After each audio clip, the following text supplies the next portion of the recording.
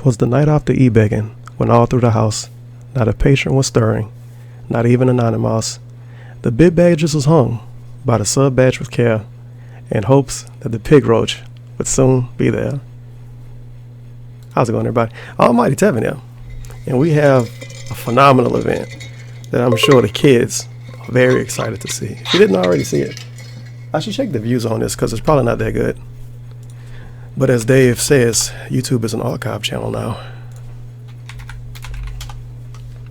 Let's see here. I know this is a great opening to a video. Welcome. King of Hay Vlogs. He uploaded this in multiple parts, by the way. Hello, everyone. Because YouTube is an archive now, but he still want to get as much money as he can get out of everything. 900 views, 300 views, 100 views. Yeah, that's pretty fucking bad. But this is DSP's special Christmas Day in real life stream. And you may be wondering, Tevin, how are you watching the archive of this on Twitch? It's kind of weird. And I don't know, I guess it's some kind of fancy cached shit. Cached, however you say it.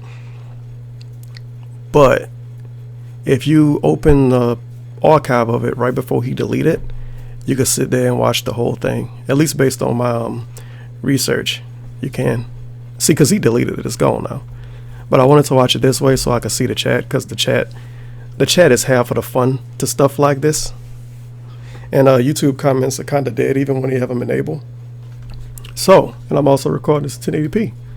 So that'll be really easy for you to read the chat. I should move the camera, but I'm a good YouTuber, so I'm not going to move it. Also, I'm feeling very festive.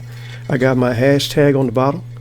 Hashtag save the house. And as you see on the top left, on top right. Hashtag save the house. Hashtag pay the escort. If you don't know what the escort law is, I'm not going to tell you. Post a comment in the video saying, what's the escort law? Somebody will tell you. They probably have a link for you, and you can read through a lot of stuff. And go down that field trip that I can't call it a black hole. I don't know, I can't talk today. But let's get this hot show on the road. It's okay, what, 3 hours? Yeah, 3 hours of DSP talking about his life. I'm not gonna listen to the whole thing. The part that's like holiday history and tradition / Q&A segment, I'm not listening to that. Because it's him telling the same stories he's been telling for the last, 4 or 5 years. You know, it's holiday tradition. His childhood didn't change. So if you heard him talk about his childhood before, it didn't change. Except somehow he apparently got Metal Gear Solid as a kid and didn't like it. Which I don't believe, but whatever. Everything gets questioned when it comes to DSP. Well, let's get this amazing show on the road. Nice start. All right, ladies and gentlemen, hello. I just want to point out before we get into this, I love how he almost always looks like a bum. What is that? Seriously, what is that? That's the only thing I don't like about pausing on Twitch. It gray everything out. Hello and welcome. But look at that. Just look at that.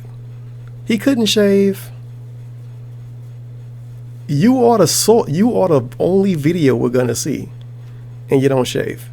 Good job. For taking time away. Let's get lit, son. Days. I know many of you are celebrating Christmas Day with your friends, your family, your loved ones. And to see you guys come out and celebrate Christmas with me is a really amazing thing. I want to say thank you very much for taking time out of your day to be here live on the stream with me and my ridiculous Christmas sweater that my girlfriend picked out for me. I'm excited. I hope you're excited too. It's going to be a really fun stream today. So, what are we doing? First of all, it's Christmas Day 2017. Holy crap. Boy, did this year fly by, right? And seriously, for me, this year passing by so quickly because so much happened. Some negative, some positive. There was just so many things that changed this year for me in my life that literally like crazy. Literally. And time is a bird flying outside. Nice snort. But man, what a tumultuous year. And, you know, how different the future is going to be for a lot of reasons. I also want to point out, this stream, this is one of the few times I actually watched one of the DSP things before I did a video on it. So I won't have those hot natural reactions, dude. But this stream, is so full of buzzwords. Tumultuous, literally. Haters, my girlfriend, my ex-girlfriend, my bills, my taxes. It's just DSP-isms all over the place. It's like he know like 7 words, and he just throws stuff in between it to make it connect. Tumultuous taxes, literally my girlfriend. That could be a whole DSP sentence. Okay. Okay. Sound good? First of all, I want to apologize. I have a cough drop in my mouth because yesterday I want to point out he did an hour-long pre-stream, if you count pre-stream, which is when just music play. He couldn't have a cough drop in his mouth during that. He literally put the cough drop in his mouth when he turned the fucking camera on. So we start the video with, "Oh, I have a cough drop in my mouth." Professional. WWE annual fantasy holiday sims, and I went crazy on the commentary. I was screaming and everything, and my voice is now very hoarse because I went nuts yesterday on the commentary. I knew that was going to happen. That happens every year. So another field trip. This is the only field trip we're gonna go on, unless he say something really specific and I think of it. Well, I'm gonna show you some of his holiday sims. Fast forward to a point in it. The ring. He goes right after the Joker. Oh my God. Captain Jack Sparrow being attacked now by the Joker. The Joker whips him right into the corner. Very nice. You know, this makes sense because Captain Jack Sparrow is Disney. Explain the joke. Well, the Joker's DC, so it makes sense that Disney Explain would the immediately go after the. Okay. There we go. He's got the Joker over. Wait a minute, the Joker. Oh! Oh my God! The Joker was skinning the cat. The Joker was skinning the cat, which means he was going to come back in. Captain Jack Sparrow eliminates him. Wow! Wow! Wow! I can't believe it. Holy! It's the beginning of a battle royale. Why are you screaming like that? No shit, he fucked his voice up. His voice always fucked up. Why would you scream like that? Every match is the same way.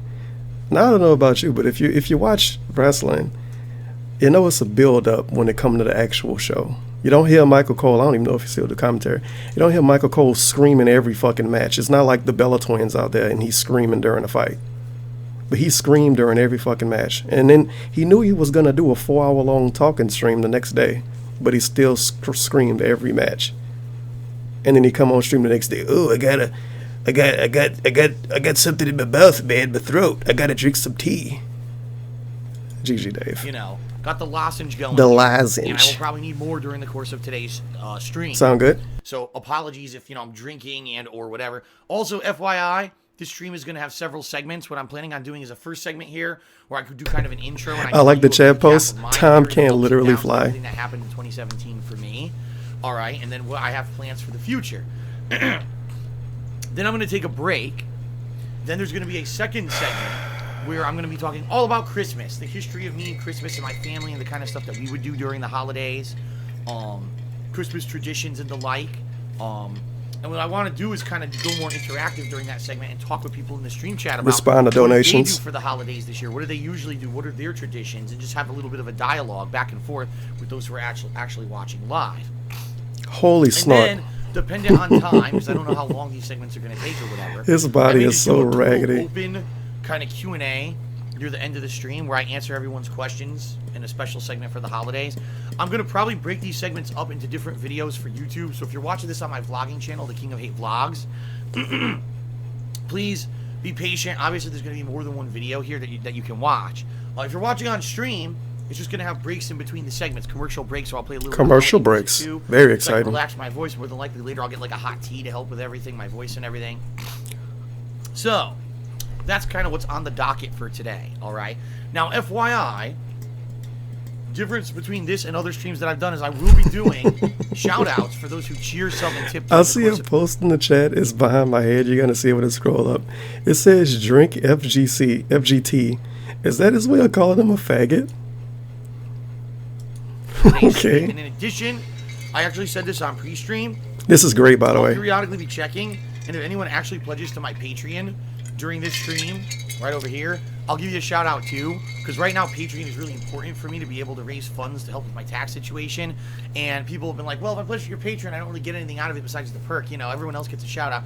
I'll be checking because I get emails live when people actually pledge to my Patreon. So if anyone does a significant pledge to my Patreon, I'll also be giving a shout out for that. Okay, so selling shout outs.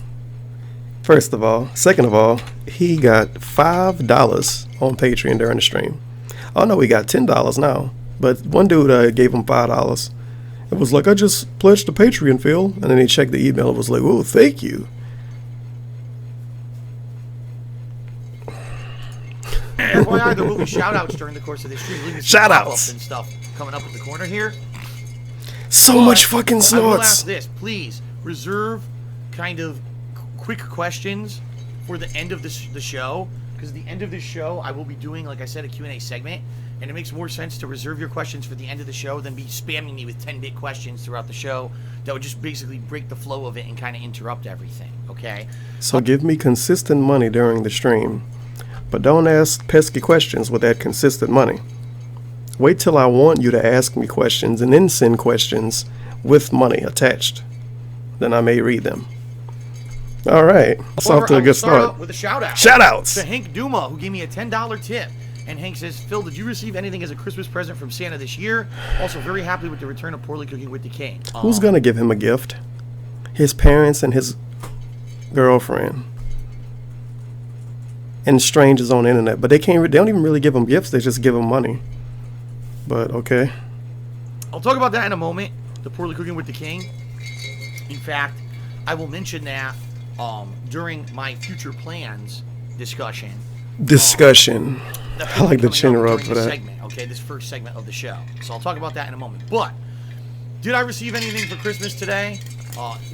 You just got $10. I don't live with anyone else. My parents live on the other side of the country. My girlfriend doesn't live with me. She lives, thousands of miles away. Thousands of miles away. His girlfriend, according to him, if you want to believe everything you say, sometimes you got to do that to make it a little bit easier to have these discussions. Okay, going by if his girlfriend lives thousands of miles away, she has to literally live exactly on the farthest east coast she could live, or she live in another country. But he can't lose his house because if he loses his house, he won't be able to stay with his girlfriend. Fucking what? He go on a big tangent about talking about his girlfriend too later on. It's cringy. So, sadly, and I said this on pre-stream, this is the first Christmas in my entire life. 35 years old, I've never been alone on Christmas until today. He not alone though. It's a bit of a bummer. I'm not gonna lie. My whole life, either I was able to spend it with my friends. I kind of hate this quote. I'm pausing a lot, huh? I kind of hate this quote because he had like 400 people on the stream at this point. He got 400 people watching him. And he telling them that he alone on Christmas.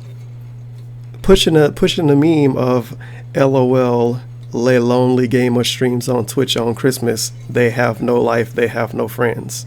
You have 400 people watching you. And they giving you money while they watching you.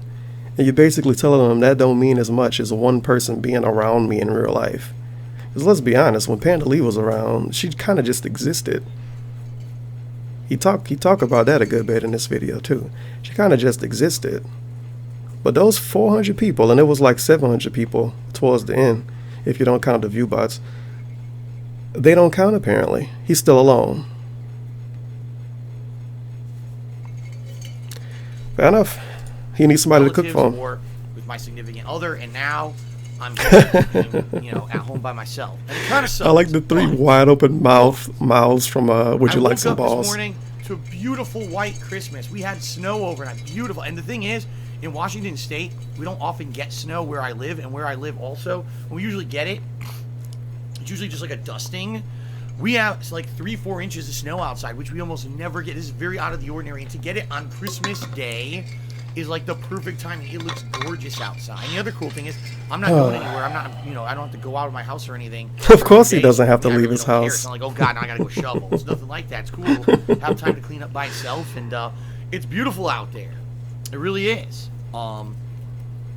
It really is. It's a very nice. Now this brings up a very specific point. He said he can't go back to Connecticut because if he go back to Connecticut, the weather worse because when it's snow in Connecticut, it snow a fuck ton. He can't go back to Connecticut because it snow too much, and if he shovels snow, he gonna hurt his back. He's snowed in right now. Well, he was earlier today. But it doesn't matter because he doesn't have to leave the house. When he lived in Connecticut, he didn't have to leave the house. He loved to buy fucking fast food and to go to GameStop. And he don't go to GameStop anymore. And he allegedly don't buy fast food that much. Speaking of fast food, I'm not going to go on a field trip. Check his fucking vlog channel. He ain't do a DSP Trials in like 3 weeks, which was making me think that was the lead up to him coming into this video talking about a health problem. Spoiler alert, he didn't talk about it. I really thought he was going to save his health problem he brought up in the Thanksgiving stream. I thought he was going to save it for today. He'd be like, oh my God, I'm sorry, you guys, but I've been diagnosed with stage 15 goutopania, and I don't know if I'm going to make it. And then somebody give him like 10 grand or something, like, oh, this money's going to help you stay alive, Phil. But he didn't do it. I'm shocked. I'm shocked he didn't meme us out with a health issue, which would have been pretty bad, but I mean, think about that. You watch a dude stream on Christmas and they tell you about their health issues. It's kind of bad. He tell us about his money problems, but it's still pretty bad. I don't know why you would voluntarily show up to that, but I guess I kind of am, huh? Whoops. Sound good? It's nice to wake up to that on Christmas Day, especially when I'm by myself and I'm like, oh man, kind of a bummer I'm here by myself today. And then what the fuck? Look at him checking his phone. A nice, beautiful, warm Christmas snow in the morning. So what a good stream. Nice. Check your phone the whole time. That, no Christmas presents for anything. My present is that I get to spend the day with you guys. But I thought you was alone. You woke up and was bummed because you were alone. You told them people that you were alone in the start of the stream, implying that they don't mean anything. And then you follow it up and you try to reverse it. Well, I'm glad I get to stream with you guys. Get the fuck out of here. You don't give a fuck about them. I get to be here on stream and do this kind of special, kind of just IRL style video / stream with you now and interact with you guys back and forth. And then I get to do gameplay later tonight as well. So it's fun to me because for me, you know, oh no, Phil's working on Christmas. Working. But now for me, does this feel like work? No, it really doesn't.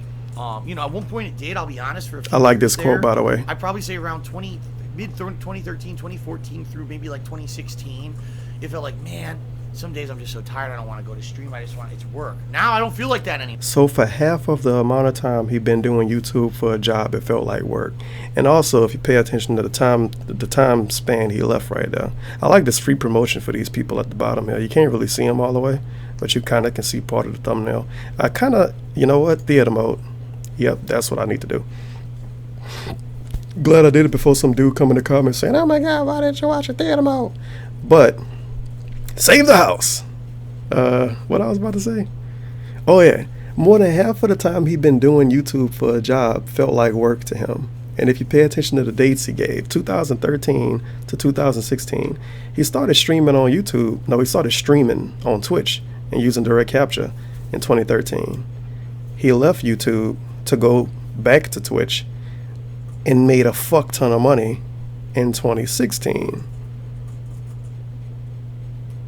So that's when it stopped feeling like work, when he started making more money doing it.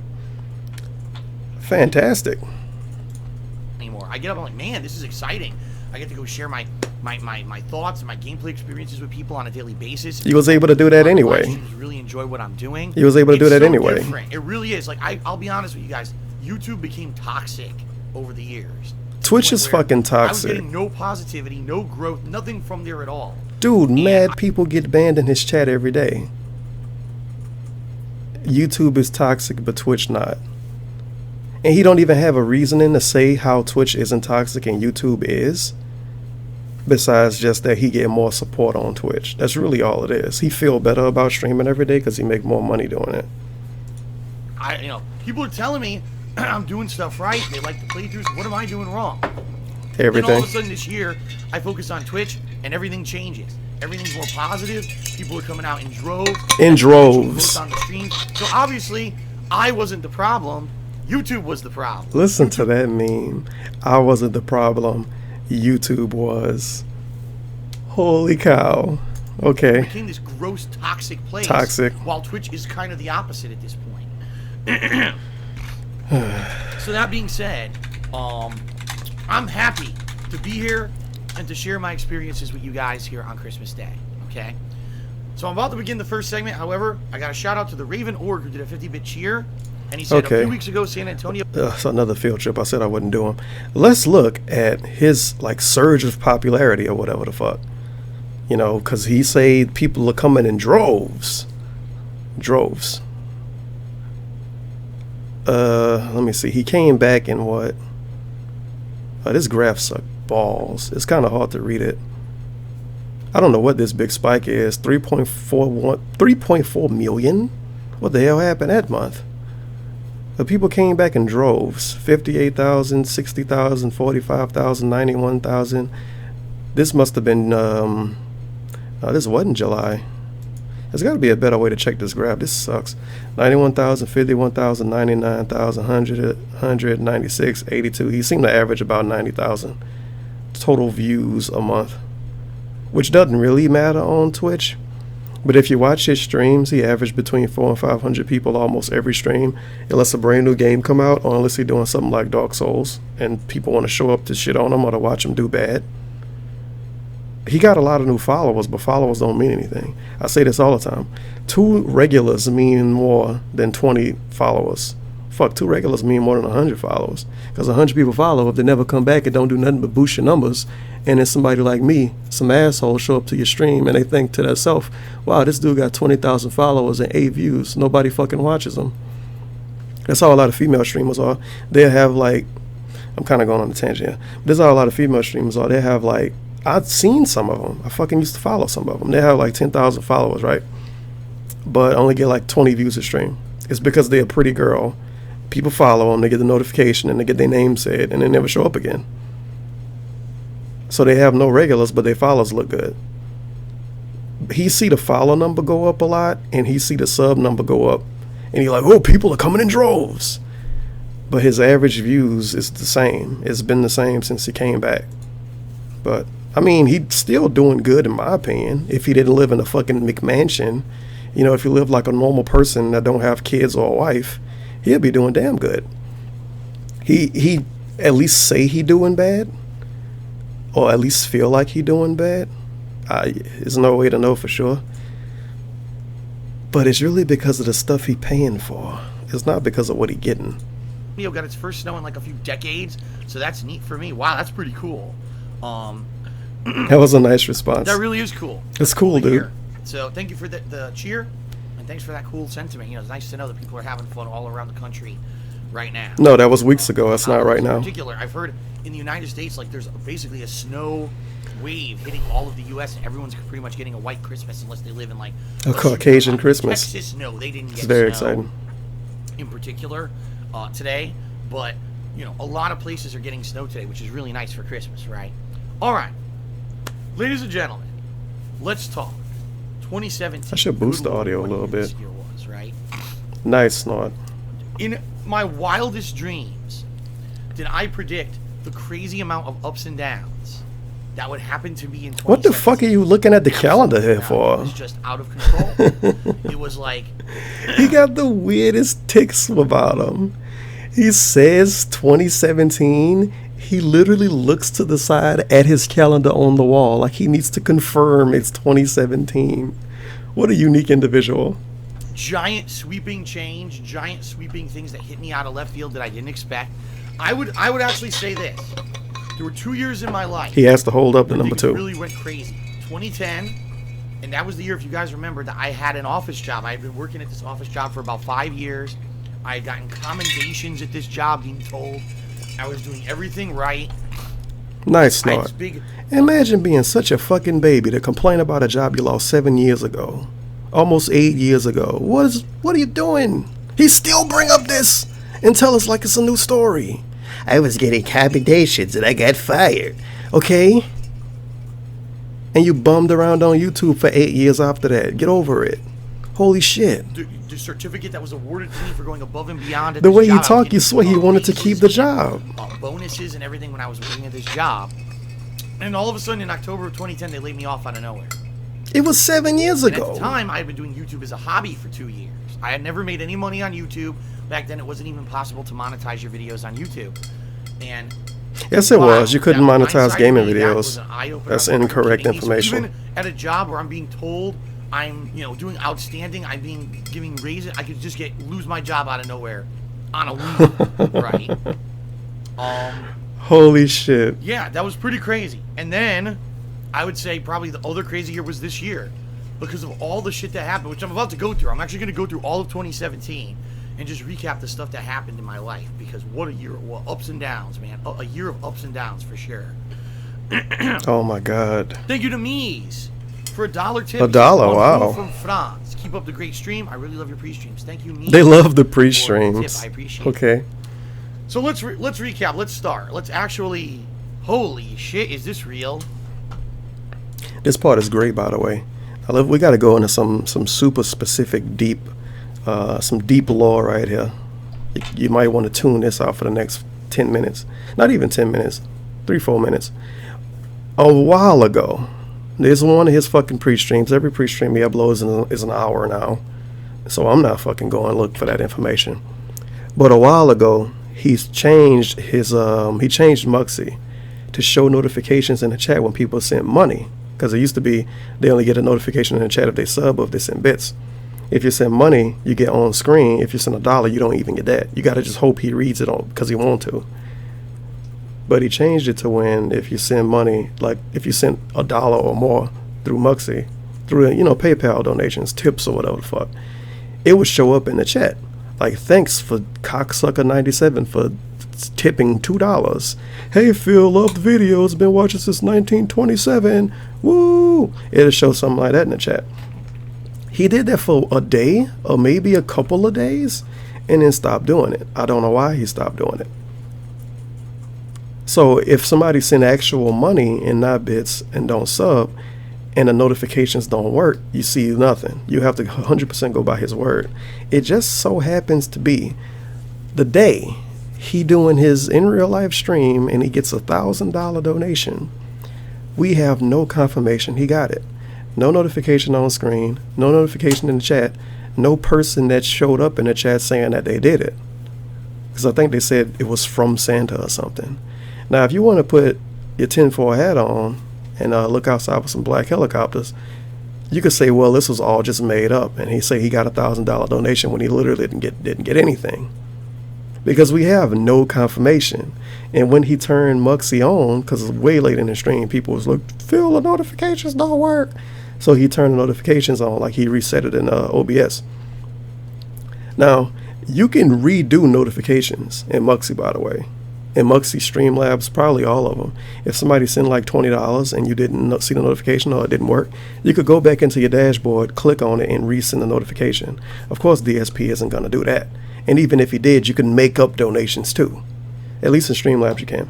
I don't know as much about Muxy, but in Streamlabs you can literally add a donation. So you can make a fake donation and send it to yourself and make people think you got like $1,000 and you didn't. I suggest to not do that. You can't do it to other people. But he said he got $1,000 donation here. No on-screen notification, no chat notification, no indication that it really happened. We have to go by his word. We have to go by the word of the man sitting in front of us that looks like a homeless person, that lies about everything, even when he don't need to, and stretches the truth about everything, and give us revisionist history about everything. But he allegedly got $1,000 donation. And we just got to go by his word. I don't know why he would lie about that, but at the same time, I mean, I've seen people lie about dumber stuff on the internet. But that's what happened.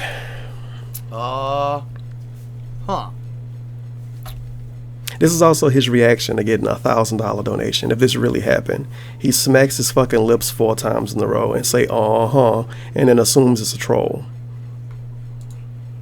Well, if this is real, this is a hell of a way to start off today's stream, folks. I hope it's real. I didn't even start talking yet. The chat kind of off. I hope this is real. Did you guys see it? Did you guys see it? We didn't see it. Or did it not pop up? Yeah, no, there wasn't anything. Nope. Holy shit. Yeah, no one saw it.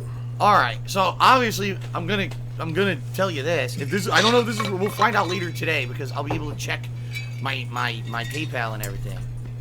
Holy fuck. It's another high meme. He was there for 3 hours and he never checked PayPal. He was directly. You could really kind of pretend this is a lie about this, huh? I don't know why he would lie about it though. I don't think he lied about it, but you could really call it out and say it's a lie. He told us in the beginning of the stream, he was checking his emails to see if people pledged on Patreon. So he couldn't take the same 5 seconds to check Patreon emails, to check his PayPal email. I'm sorry, if somebody send you $1,000 donation, you're gonna check your PayPal immediately. First of all. Second of all, he tried to play off this gimmick of you can do fake donations. Like he was like, oh, I'm going to check the PayPal to see if it's there. You can't do fake donations. It doesn't exist. There's no way to send money. There's no way to get a notification that you send money to somebody and you didn't get it. It don't work. The only thing you can do is send it and try to charge it back and hope they go in your favor, or hope that the person that you send it to don't care and they just let it roll over and you get it back. But you can't not have money and send a donation to somebody and they get a notification and everything and you didn't send money. It literally doesn't exist. And for some reason he was like, I gotta check PayPal to see if I got it. What? But he was checking his email a whole stream for Patreon. But he couldn't check his email to check PayPal. And people was asking during the stream, was the $1,000 tip real? Was it real? Was it real? Was it real? And I have a strong feeling if you come back and ask like a week from now, was it a troll or was it real? He's not going to answer. I remember one dude, somebody sent him like $500 or $250 or something a few weeks ago before he got a new headphones. And they sent with the message, they said, use this to buy some fucking headphones. And then one of the other messages was something kind of mean. And he was like, oh, I think this is a troll. And somebody showed up a few days later asking, was it a troll? And he told them to not ask him about money. And that it's impolite to ask about money. Which obviously mean it was a troll. They charged back and they won. But he didn't want to say that. Because if you go back when the Mort thing happened, this dude named himself Mort, he sent $2 4 or 5 times a stream every day for weeks. And then he charged all of it back. A couple $100. He charged all of it back. And DSP ended up winning. And he talked about the Mort thing for days. The first day it happened, he was talking about it. And like 3 days later, he was like, oh, I won and Mort is off $250. He told us about that. But when he got like $400 or whatever combined from one dude, he didn't tell us about it. And he told us to not ask him about money, which mean, in my opinion, it was fucking troll. And he lost the PayPal thing. And obviously a streamer don't want to tell you, hey, somebody send me money, especially somebody with a lot of trolls. Hey, somebody send me money and I got charged back and I lost. So I have a feeling if you ask him about this a few days from now, hey, was that $1,000 tip real? I have a feeling he won't tell you. And if he don't tell you he got charged back, or it's not real. And if he do tell you, it obviously was in his favor or was legit. But you never know. It's DSP. You never fucking know. Ladies and gentlemen, according to my Muxie, I just received a $1,000 tip from Santa Claus. Wow. If this is legitimate, thank you. Really? Look at this fucking cuck. Literally praying to someone because they gave him money. I also love the Nani Raccoon post. I know there's millionaires who watch DSP. Yes, it's millionaires sitting at home watching a dude beg for money all day, and all they can send him is $1,000. Okay. Really, thank you. Look at this dude. This is legitimate. I hope it is. I hope it's not some troll trying to commit fraud on PayPal with a credit card or whatever. But if that is legitimate, I mean... Look at this shit, dude. Is that going to help? Because I'm about to explain in this segment what happened to me this year and everything and how much that's going to help if that's legitimate. Thank you so much, whoever that was. Obviously, it's just Santa Claus, so they chose to do anonymous tip. So I don't know if I'll be able to even tell who it was. But anyway, their message is, here's Santa's present for you to help with your tax predicament. Rooting for another 10 years of great entertainment. Wishing you and all of your fans and viewers a Merry Christmas and the best for the new year. Wow. Wow. Well... Again, I hope it's legit, and if it is, thank you very, very, very, very, very, very, very, very, very, very much. Really.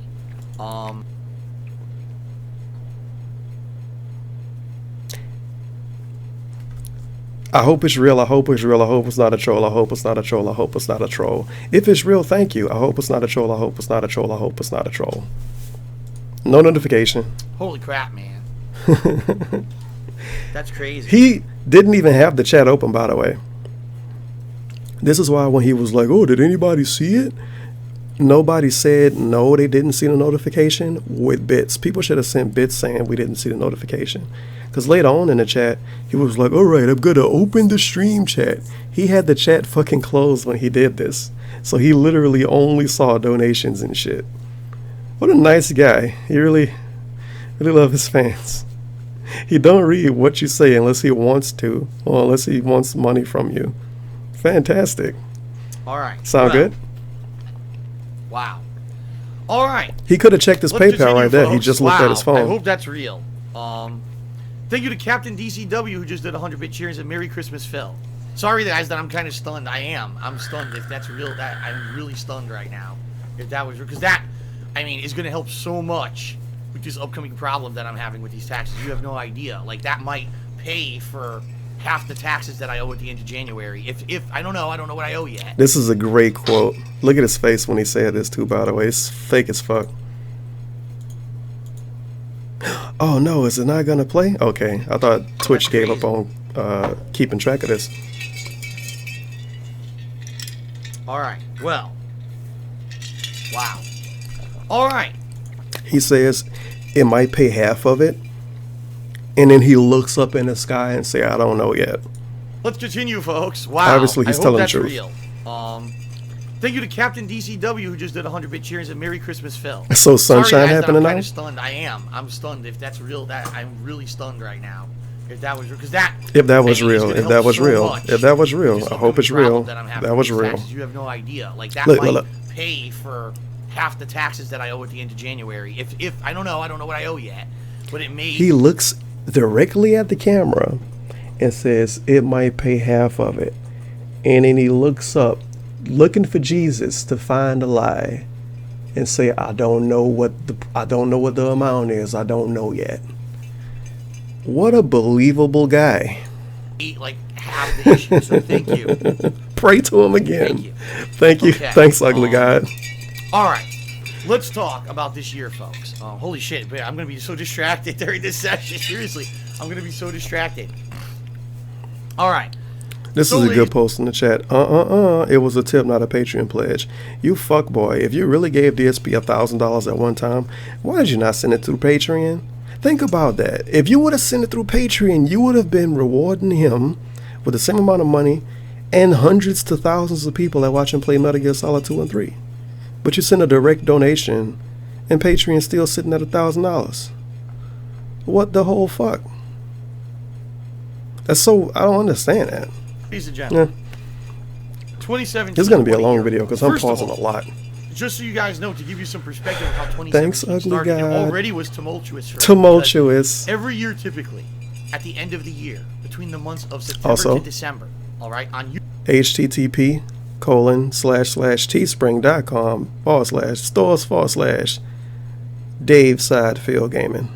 Big AAA releases. AAA releases. And ad revenue. Ad revenue would go up. It's all the DSPisms. Because everyone was advertising. Ad revenue. I would always see this big spike.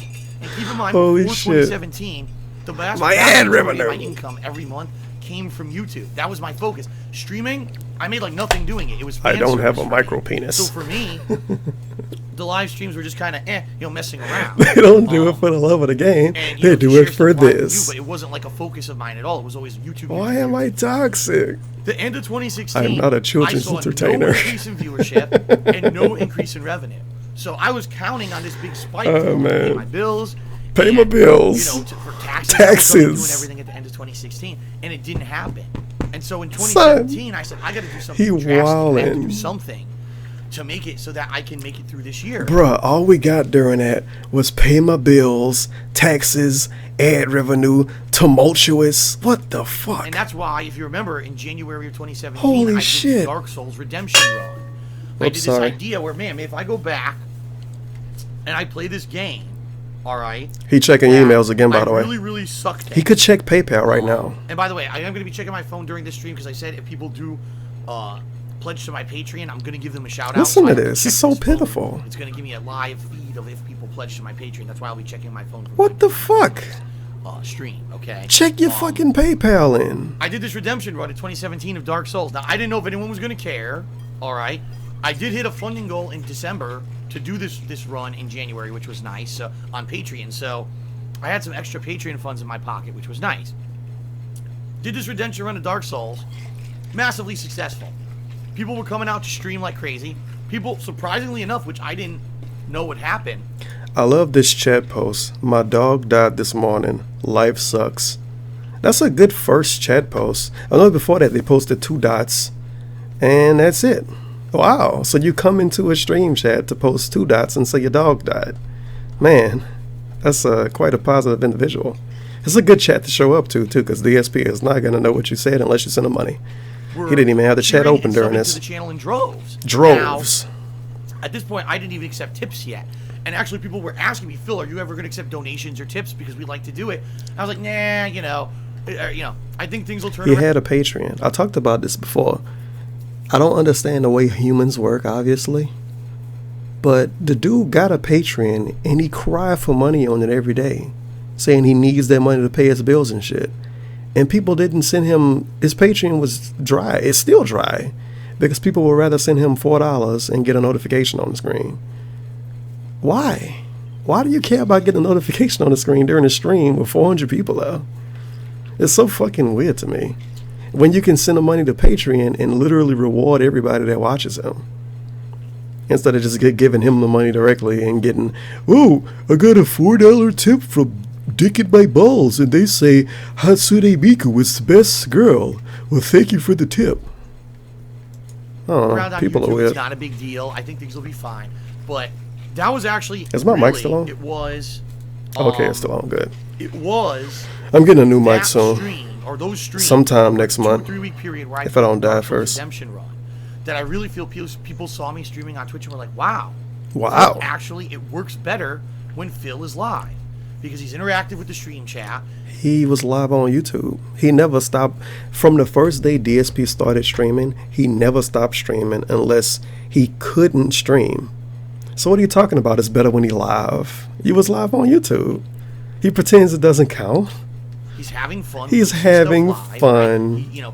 There's cheers and stuff going on. Oh, cheers. Yeah, the viewers care about that. Just watching Phil kind of on demand where you don't have that interactive experience, okay? So that being said, I think that was kind of the spark that I saw, and I was like, man, if I were... And it was funny because some people Look at his eyes when he talked, dude. It's so fucking weird. He looking up at the sky and looking all over the place.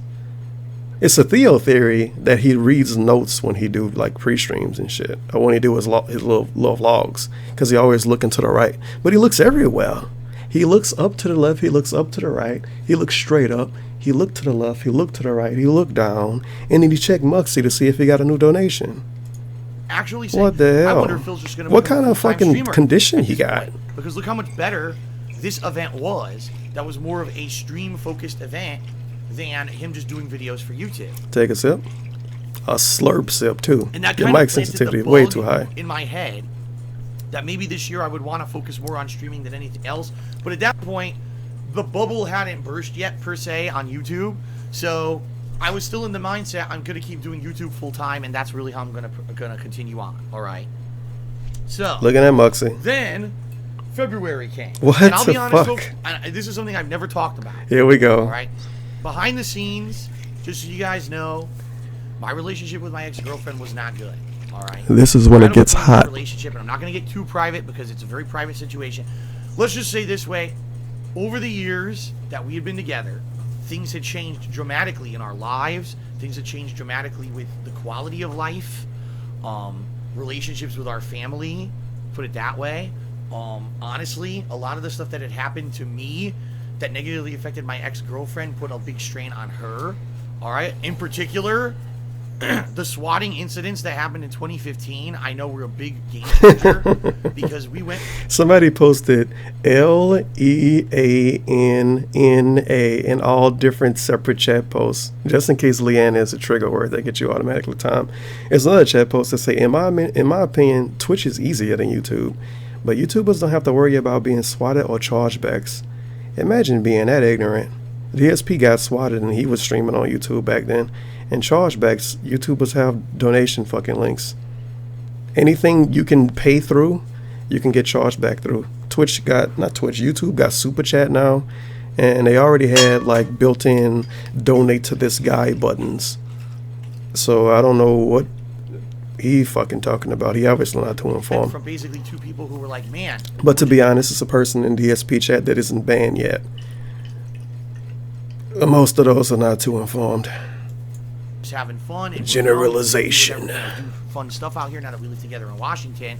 And it basically became... Two more hot chat posts. Leanna's doing good now, I hear. Who do you hear this from? Xbox One is garbage. At least you had some pussy. We're two people who basically people hate us. You know? I'm just trying to be on the internet having fun. No, you're not. Get the fuck out of here. And we got people sending police to our house with guns drawn. Guns drawn. And then they swatted my ex-girlfriend's father, okay, who had nothing whatsoever to do with any of our shit. No proof. Just what he says. Again, the dude that people see as being a liar almost all the time. Only giving us his word on the situation. Because we believe him, obviously. And then there were threats to swat her brother-in-law or her half-brother's wedding. Swat a wedding. Swat a wedding, okay. What the fuck? The wedding is an ISIS meeting? And when that happened, it was like so messed up, all right? And honestly, you know, things were never the same. You know, when that kind of stuff happens and you have that tenseness, it screws up stuff, personal stuff in life and in a relationship. And it was just so, because you know, how are you ever going to have a safe life? How are you ever going to have a safe life? You know, you never know what's going to happen. What's the next financial crisis that's going to happen that's going to screw everything over? What's the next situation where your life might be threatened, right? And I can tell you right now, it was all those things that happened over the years that kind of soured everything behind. Yeah, we know white males that live in gated communities and don't have to leave their house ever, at all, ever. Their life is always in danger. It's so stressful. When they go outside, it's people shooting guns all over the place. It's gang members living on the street. Get the fuck out of here. 2017, all right? All right. It was almost like we were living together, but we weren't a couple. It was more like by the way, no window button. By the way, remember when Dave first broke up with the panda? And he was like, I'm not going to give any details. I'm not going to talk about it. It's personal. But we're not together anymore. And then a couple of days later, he gave more info. A couple of days later, he gave more info. Months later, he gave this bitch like a 40-minute long section of the video. He should have titled this on YouTube, Why Me and Leanna Broke Up. What did he title this, as a matter of fact? Another Welcome field trip. Everyone to DS. I shouldn't have said. Hello. Fucking God. I shouldn't have said I wouldn't go on more field trips. Story apocalypse streaming changes, relationship fails. Wow, he even named it relationship fails. Is this nigga for real? He really named it relationship fails? Holy shit. Ooh. He literally cannot stop saying alright and okay. Why bring up your girlfriend? Apparently Washington State is garbage. It sounds like your ex-girlfriend cheated on you. More begging. The story needs more tag and sauce. Call. Area law says play at 2 times speed. What a nice guy Area law is. Ladies and gentlemen. Also, didn't Area law fuckboy ass say he was done with DSP? And he wasn't going to talk about him or do videos with him? How does it play at 2 times speed? Autism? IRL, as they say on Twitch. Special. Yeah, that's bad. Do 1.5. Watch these videos at 1.5 speed. I talk slow. Sounds really fucked up, but that's really what, you know, we were in a Sound relationship good? for 5 years. We moved out here, and at first it was great, but over the years this stuff degraded. As the trolling got worse and the things concretely got worse for us financially, and trolling with swatting and everything back. Imagine thinking your relationship failed because you got trolled on the internet. Wait, that's Kiwi fags after all. I see a chat post. I don't see the other posts they posted before that. But apparently he think Kiwi Farms did everything. So we don't blame it on SOK anymore because they don't exist. Now we blame it on Kiwi Farms. Yep, because the Kiwi Farms is obviously targeted harassment. They don't just talk about what's going on. They target DSP. They have meetings behind the scenes. It's the Illuminati, the new autistic Illuminati, obviously. What was I about to say? Forgot. Oh yeah, imagine thinking your relationship ended because of trolling on the internet in financial issues. If your relationship ended because of financial issues, you was in the wrong relationship. And if it ended because of internet trolling, what are you doing? What the hell are you doing? That's really when things started to fall apart. I love this post. You don't see it yet, but it's from that Anonymous Raccoon. Detractors are often NEETs and children. You know, because the people that watch DSP for hundreds of hours a month, not NEETs, and because DSP himself isn't. Okay. And children. And, yep. You know, it's not necessarily That's the meme. that there was blame to be had. It wasn't like we were mad at each other. Living off mommy's money. Boy, he really tried to go hard, don't he? For the things that happened. Oh, and we got Vidal. All of the detractors are cancer. If you don't like the dude, go find something you do like. Don't obsess over someone you don't like. Didn't Vidal voluntarily go on the SOcast before? Didn't he have multiple conversations with fucking King of Pole during his streams? Isn't he scheduled? He's scheduled to be on Text Stream coming up soon for an interview thing. And I had a conversation with him before. But they're all cancer. All of them are cancer. And if you don't like them, you should go find something you do like. Don't obsess over someone you don't like. It sounded to me like you got two different stories about how you feel, Vidal. You might want to be honest with people. Kind of like what the fuck do you do? Sound good? How are we going to have a normal life when we have these crazy things that happen in our lives, and every day we wake up, we might have another life-altering, stressful event that could fuck with us completely. Whether it's YouTube, something going on with YouTube, and now I can't pay my bills, or whether it's getting DDoS attacked, so I can't stream today, whether the cops are showing up, whether we're getting trolled in another way. You know what I mean? When every day is something incredibly nasty and stressful, it screws with you mentally, physically, emotionally. It does. Even though I might not relate that to you guys on a daily basis, it takes its toll. And literally over years, what happened is our relationship kind of just fell apart to the point where it wasn't like we were significant others anymore. Like I said, it was more like, yeah, we're here, we share a house. These chat posts, this video going to be an hour longer because of the chat. Lightcoon1988 says, at Viking, why do you post on Kiwi fags? Just ignore these trolls. Wow. What an amazing fucking point of logic there. Maybe you should. Maybe you should. An unnamed individual, because I know better than to talk about DSP viewers directly now. At least in a negative way, because they get really fucking triggered and they apparently have blood feuds with you for the rest of your life.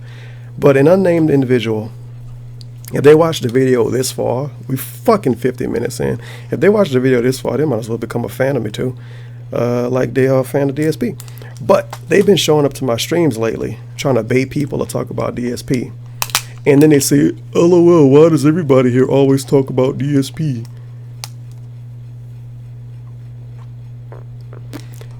Like, I don't understand what that accomplishes. Do we have any success stories of DSP fans going out of their way to talk to DSP detractors? No. KG quit the internet besides DSP forums and like MLP threads somewhere probably. Sammy don't even exist anymore. Vidal and King of Pole damn near still want to kill each other. It's probably not a good idea to do that. It's just like I don't go out of my way to talk to DSP fans. It's a worthless conversation. It's like I'm not trying to I'm going to be political. It's like being a blood and you go out of your way to like find Crips to talk to. Oh, why you a fucking Crip, you fucking faggot? Well, that's kind of different because liking DSP doesn't make you a part of a gang. It'd be kind of cool if it did. You get my point. At least one person get my point. It's worth it. It's worth it to me. It was like an intimate relationship. relationship anymore. It wasn't intimate. So the trolls killed his behind the relationship. scenes What a of fucking all this faggot. stuff going on, Holy there was shit. always this other thing going on emotionally between me and my ex-girlfriend that was kind of falling apart, and it just made it work. It would be one thing if, oh God, I got false copyright strikes today, and this happened to that. But then if you have someone who you can go fall into their arms at the end of the day and just feel good and feel supported, and you know it's better. We didn't even have that. That fell apart, and it's like when everything's falling apart. You have hundreds to thousands of fans. I know maybe people on the internet might not seem as good as people in real life to lean on, as he likes to say. But every time he complain about something, he make like $1,000. And he sees these people as nothing. Just like in the start of the stream when he said he was lonely. He sees these people as nothing. When bad stuff happened in his life, he needs a physical person in real life to cook for him and to clean up and to suck his dick at the end of the day. And if he don't have that, that ain't good enough. If he don't have that, he alone and he depressed and he drinking all night and he's sad. Him streaming every day, poorly playing games, barely doing commentary, and not even talking to you unless you give him money, and still making hundreds of dollars a day at some point. That's not good enough. It's still not good enough. He needs a person that in real life, plus all of that free money on the internet. Fantastic. Something's going to sound good. Point, all right. So all that's going on behind the scenes of early 2017. All of a sudden in February of 2017, all right, my ad revenue on YouTube, no exaggeration, my ad revenue goes down by 50%. So already I thought, oh, I was supposed to be making more at the end of 2016, and it didn't happen. And then all of a sudden in February, I make half as much money as usual. Now, it would have been one thing if I had diversified and I was making money on Twitch. I wasn't. Okay, it was all YouTube revenue was paying my bills. And Patreon and fucking Teespring. What am I supposed to do? And I was in panic mode because I was like, this is it. I basically can pay my bills for 1 month. And if I don't make more money somehow in the next month, I can't even pay my bills anymore. And this is when I went to Machinima. All right. And I went to Machinima, who was my partner at the time. Remember, I've been partnered with Machinima on YouTube for the longest, since 2011. And I said, what is going on? You know, this is ridiculous. You guys didn't give me any warning. There was no warning. Did I do something wrong? Is this a glitch on YouTube? What is going on that all of a sudden I'm making 50% less than I used to? I can't keep my house to pay my bills if this continues, all right? So Machinima tries to look into it, and sadly, this is what I learned over the years, folks, and this is the sad truth. Machinima, at one point, was one of the big wigs on YouTube. They were a company that had a lot of clout. They had a lot of power and positioning on YouTube because they were one of the biggest partnership networks. If you wanted to be a successful gamer on YouTube, Machinima was one of those networks you wanted to be a part of. Over the years, Machinima declined and declined and declined. Every year, there was more negative press. There was newer controversy. But over those same years, he still stayed with Machinima. You know why? Because greed is massively strong. Screwed something up legally. Okay, every year it got worse for and this. worse and worse. And finally, you know, the bubble kind of burst in 2016 when behind the scenes Machinima laid off tons of their staff and didn't tell anyone. I had a person who was the head of the partnership program at Twitch, at Machinima, who I'd been working with personally in 20. So he's gonna complain a little bit here, but long story short, you're still gonna hear the story. He talk about Machinima laying people off and them not telling anybody, like it's a gaming company, like they supposed to make it public. Hey, we fired a bunch of people. It's fucking Machinima. Half of the company interns. People leave all the time. People leave and get laid off all the fucking time.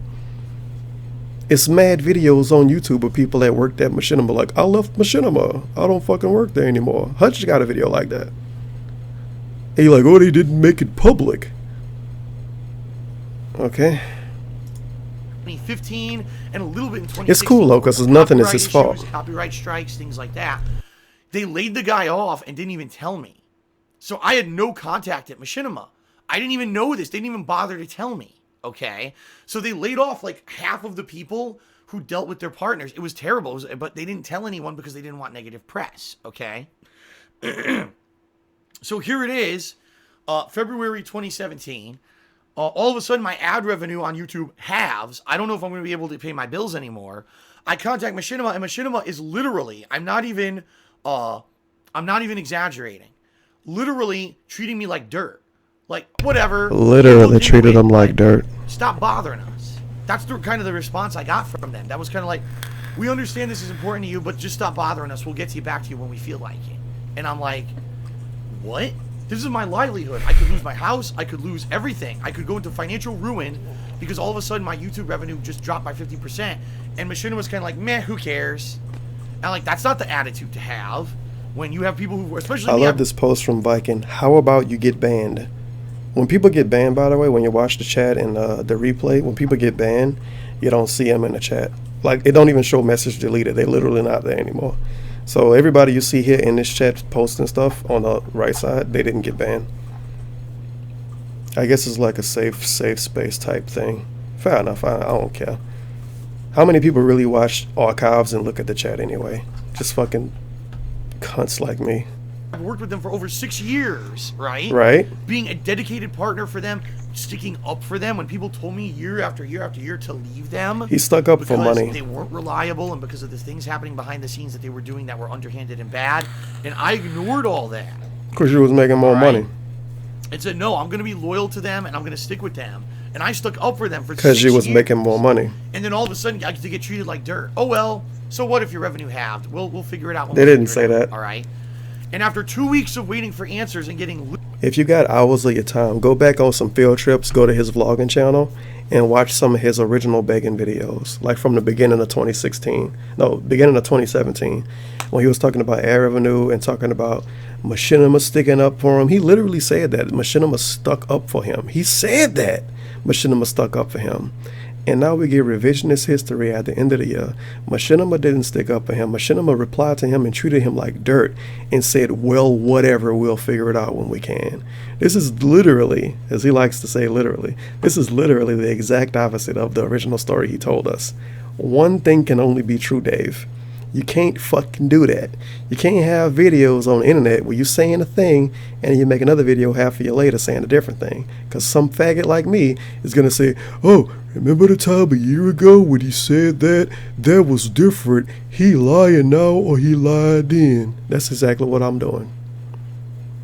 And he called people like me, like he say like these are slander videos. He called these slander videos. Because it's not a lot of people doing talk about DSP videos, to be honest. It's kind of like, it's not the hot thing anymore, and the SOK ain't around, so there ain't really much going on. But he actually call these slander videos. Slander. And I'm telling you to go and do the research. Watch his original videos with him talking about Machinima. He said they stuck up for him. And now later in the year, they didn't stick up for him. They was like, oh, well, whatever. They didn't care. They literally treated him like dirt. One story can only be true, Dave. One story can only be true. Literally no answers whatsoever.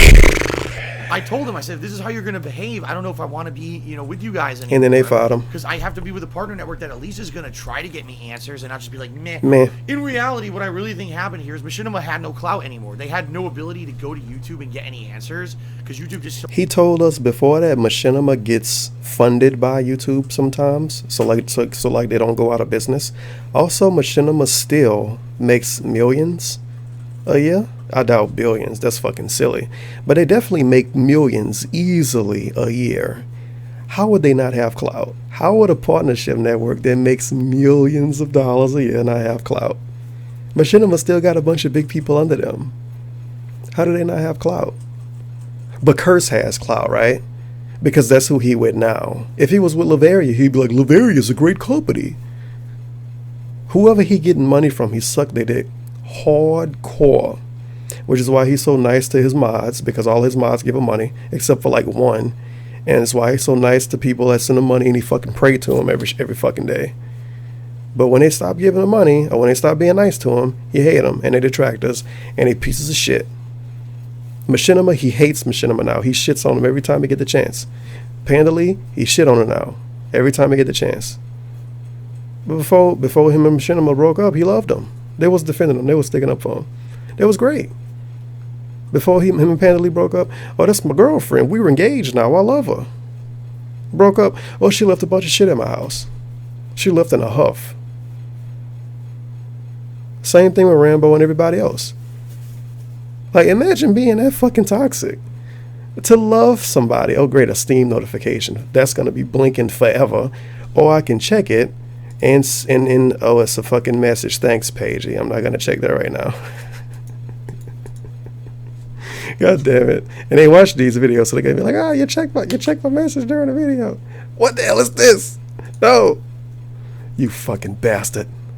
Get out of here. They're going to keep notifying me of that, huh? Okay, so it's going to be a blinking yellow thing now for the rest of the stream. For the rest of the video, probably. I don't stream these, by the way. For some reason, people think these are streams. I don't stream this. I'm not about to end up like the SOK and get flagged, dude. Anyway, what was I saying? I got distracted, and I'm kind of been drinking. If you're wondering, this was a gift, but it's weak enough to drink for a video like this, but then it's strong enough to have some fun with. It's Pinnacle Tropical Punch, vodka with natural flavors. Sound good? It tastes okay.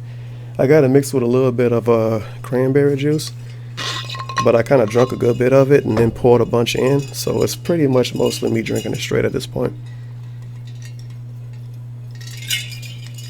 Save the house. But yeah, everybody this dude ever do anything with, when they done with him or when he done with them, they garbage after that. It's fucking ridiculous. Told them whatever, we don't care. And he always lie and make up stories after that. So their hands were tied. But being a network, really being mistreated. Here, let me give you a specific example of what happened. I emailed the this is all lies. Program who I directly as a matter of fact, you know, I'm gonna let the rest of this play after this. I'm not gonna say this is all lies. This is either flat out lies or he lied the first time he told a story. Like I said, both stories can't be true. This is either lies or it's just revisionist history, which is the same thing. He changing the story later on. For some reason, he thinks people don't remember what he originally said. I don't know why. And there's nobody in the chat really calling him out because the dude upload 40 hours of fucking autism every week. He upload 40 hours of him complaining about his life and talking about bills every fucking week. You can't keep up with all of it.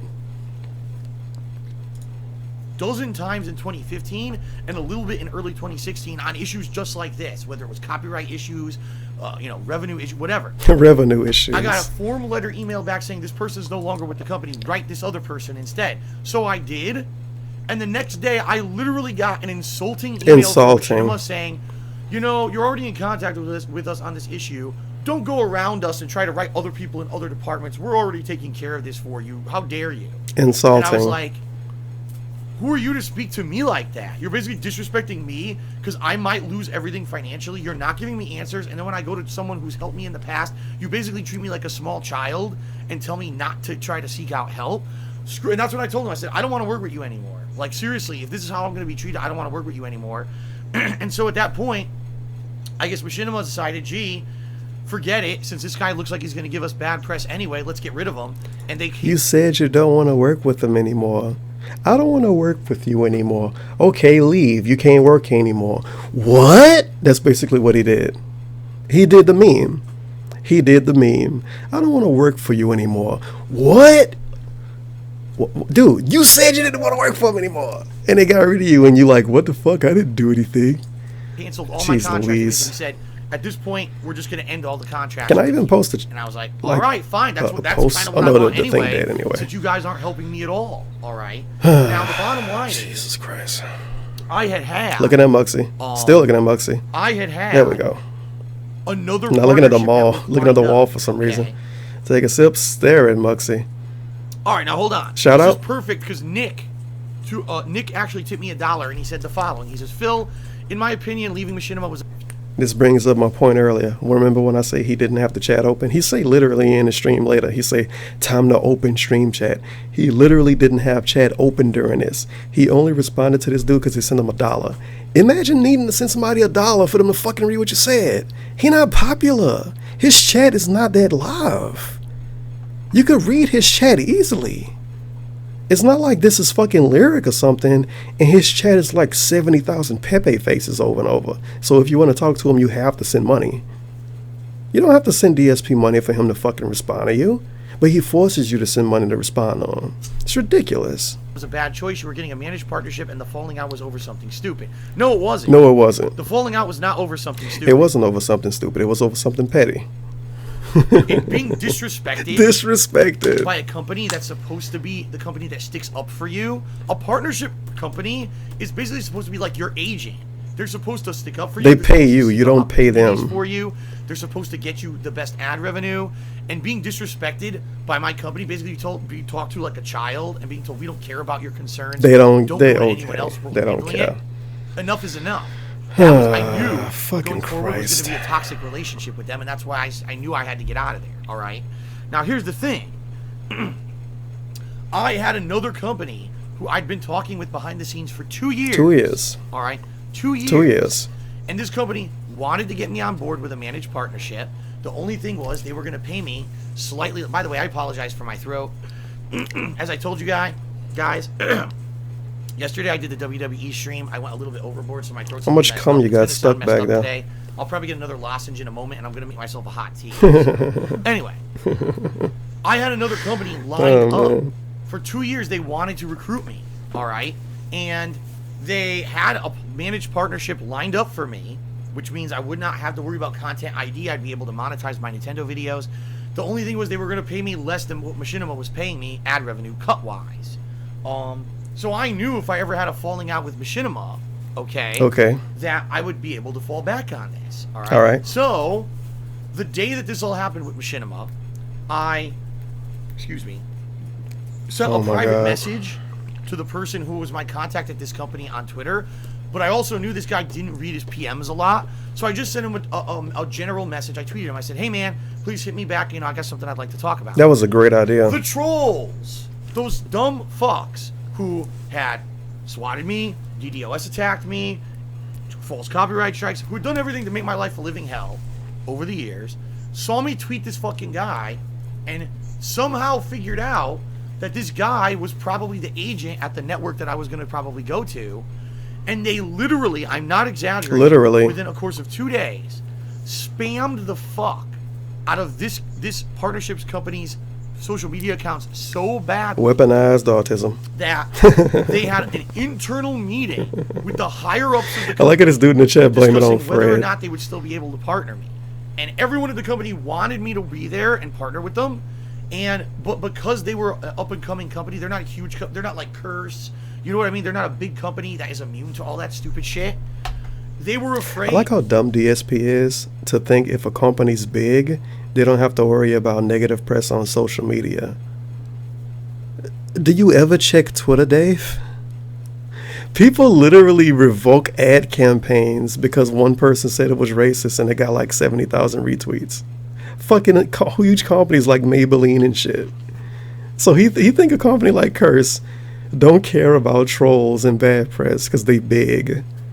Okay, sure. Fair enough.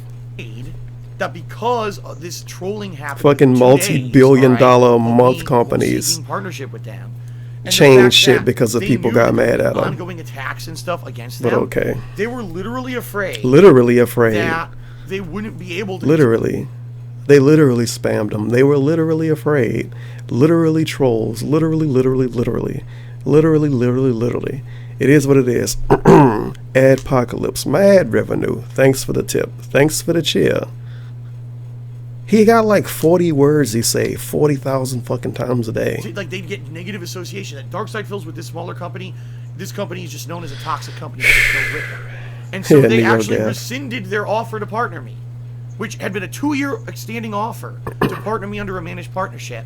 They rescinded the offer because they didn't. It was too much of a liability for them being a smaller company. The one Australian girl in the SOK was cool. It's almost like they think that because it's a girl. Okay. You mean like the fucking old ass? I mean, all this stuff going on. Directors of all these people who've just been so out to hurt me in my life, who I've never met, who I knew nothing about. It's a fucked up situation. All right, it just is a really fucked up situation.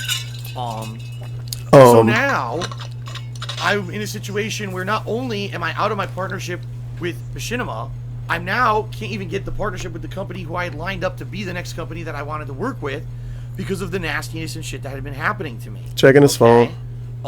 Checking his phone. It was a really fucked up situation. There you go. So now I'm faced with a situation. Situation. Where I need to try to find another partnership. Jesus. And I'll be real with you guys. I seeked out with about 4 different companies and they all turned me down. I love the meme of stating I'm gonna be real.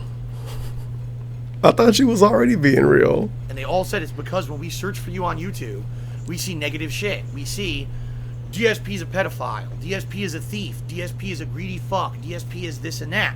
All the negative shit that people had made about me over the years. Since that's the only thing you could find on YouTube when you search for me. No one wanted to. Fun fact: when you apply for Twitch partnership, and they send you the response if you get denied, they actually show, like, they actually give you a link to your own Google search. It's really fucking weird. But like, if your name is, I don't know, Dave Does Memes, they'll send you a Google search result of Dave Does Memes. It's really weird. So when they originally accepted DSP for his partnership, they Googled his name. Now this was in like 2013, but still, he also bring that up later in this video. I'm gonna talk about that when we get to it though. But it's so much shit he's saying that's just flat out factually incorrect. It's not even me trying to call him a liar. It's you have the wrong information and you spreading the wrong information to fucking dumb people that don't know anything. Partner me. All right. Okay. No. Sound good? And it's a fucked up situation because what did I ever do wrong? None of it. All of it's slander. He never did anything wrong. Slander. It's not true. Most of the stuff that's been said negative about me is based on a snippet of truth. It's literal. Listen to this meme. It's literal slander. None of it's true. Immediately after, it's based on a snippet of truth. He just said people call him a pedophile. That's based on a snippet of truth? Pay attention to what the fuck you saying. If it's a snippet of truth of you being a pedophile, you already fucked up. I know he don't think about what he's saying when he's saying it, which is amazing. Because I can do videos drunk and think about what I'm saying when I say it. Even when I'm streaming and I like blow up on somebody and get mad, a lot of times I kind of do it on purpose. And then I could kind of be like, "Whoa, I was fucking drunk, bro." Some behind the scenes right now. But do you not think about what you're saying? You just said people call you a pedophile, which is slander if it's not true, or libel if it's the internet talk or whatever the fuck. And then you say it's a snippet of truth. It's a snippet of truth about you being a pedophile? Well, I think you need to get investigated then. That's blown out of proportion with a bunch of lies. Because that's the snippet of truth. Snippet of truth. People believe it, and because YouTube is based off of,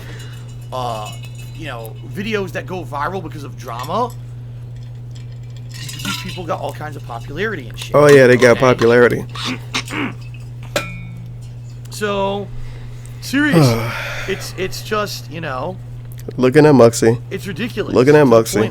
Checking OBS. Get there a you partnership go. on YouTube because of this. And I'm like, man, I have limited time because I knew the contracts with Machinima were ending. One was ending in March and one was ending in April for my 2 partner channels. And also think about this.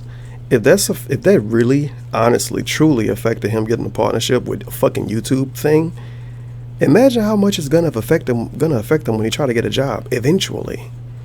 He gonna be fucked. He gonna have to work at fucking Big Burger or some shit. He won't even be able to work at a real burger place. I was like, what am I gonna have to work at a mom and pop burger place. What on earth am I gonna do? So what I have to say, rip. All right, and I mean this, okay? Thank God For the extra money. Because in the year of 2016, you pray guys to the money. Me. And I don't mean in the butt. I mean, you guys pounded me with advice, good advice in 2016. You guys said, Phil, you may not realize this, but things are different over on Twitch right now. Things are much more positive. All the negative things, the reasons why you left Twitch, are changing. It would make sense for you to return to Twitch now because their streaming bitrate is being increased. It's going up. Their policies in regards to a lot this of is all wrong, by the way. The like are now going away or changing. It really is becoming a lot more gamer-oriented place, and I think you're going to enjoy going back there. Plus, okay, first of all, bitch, all of this is wrong. When he first went back to Twitch, when he first went back to Twitch, I still remember him talking about it. He said his OBS crashed and everything reset. So he was going to try streaming on Twitch because his settings wasn't the same anyway, and he had to redo his settings. I know that's the most dumb fucking reason to go back to a different website ever concocted, but that's what he said. Within a week, he was like, oh, people said Twitch was more profitable, so I went back to Twitch. And that's his story now. That's probably what really happened. Somebody probably actually said you can make more money on Twitch, and then he went back to Twitch. But he flat out lied about why he went back to Twitch. Okay, whatever. Second of all, people told him Twitch was more gamer-oriented. No, the fuck it's not. He's literally doing an in-real-life stream right now. How the fuck is this more gamer-oriented? Twitch is going away from being more gamer-oriented. Twitch is going backwards to how it was with Justin TV. It's anime streams on Twitch. It's fucking exercise streams on Twitch. It's mukbang streams on Twitch. It's people sitting on the couch talking about their bills on Twitch. It's stuff like this could be a Twitch stream. I could actually do this on Twitch, and this would be a fair stream, I guess. But if I would have did a stream like this 2 years ago, I would have been risking getting suspended. How is Twitch more gamer-oriented? This is all factually incorrect. All of it. Twitch is growing virally in popularity. Twitch grew virally in popularity years ago. When he left. While YouTube streaming is going nowhere. So I returned to Twitch streaming in November of 2016, and I already had a good standing relationship with Twitch. This is great. This is all fucking fake. All of this is fake. Now is owned by Twitch, who is owned by Amazon. So it's all one company.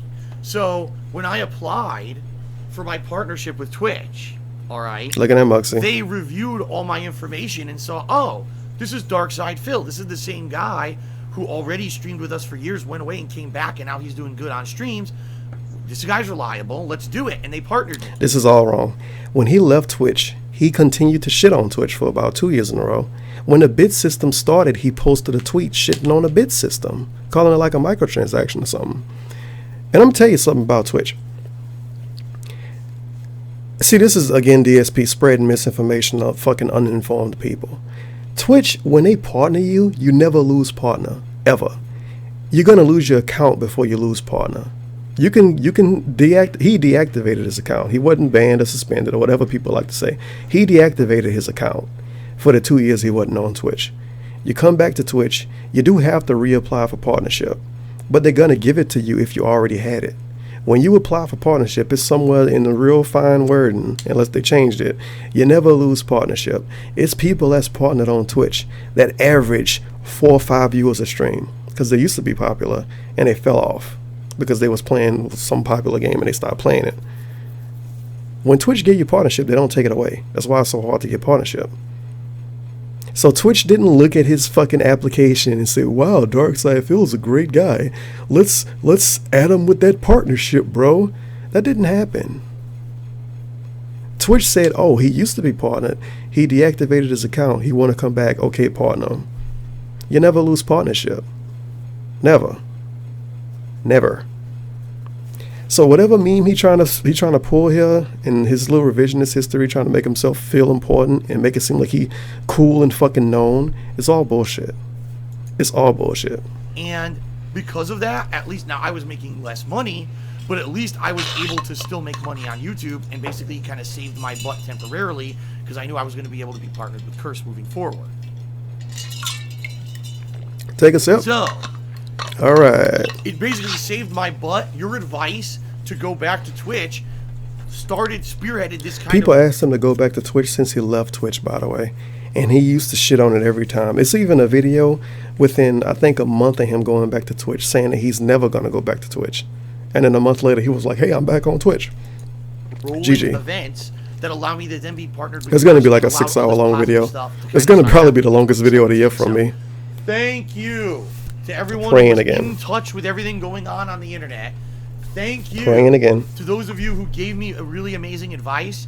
You guys literally saved my ass. Literally saved it in more ways than one, which we'll talk about as we continue in this segment. All right. Shout outs. Shout out to Vidar, who tipped me $25, and he says, "Keep doing what your thing, Phil. Your stream games on the internet. What people hold against you is not usually about is usually about your personal life, and more often it's just fabricated news and stuff that it's not true." Listen to this fucking autism from Vidal. Is he basically read Kiwi forums, got mad about it, and then sent $25 to DSP to talk about it? You stream games on the internet and people talk about you because of your personal life. This whole fucking video is about his personal life. This is the stream. The stream was him talking about his personal life. But people not supposed to be able to talk about his personal life? His stream is his personal life. It's not like I looked up backdoor information. I'm listening to what he said. But you can't criticize it unless you're a fan, and a fan won't criticize it because they are a fan. That's what fans do. They accept what they get and they like it. What the fuck? Maximum bait by Vidal. If you're not a troll that wants to believe shit, you don't trust it. So basically, yeah, right. If you're not a negative person seeking out to be negative and to be nasty towards someone, you wouldn't trust the misinformation about me all over the internet. No shit. If you go into a video not liking DSP, of course you're not going to find something to not like. What?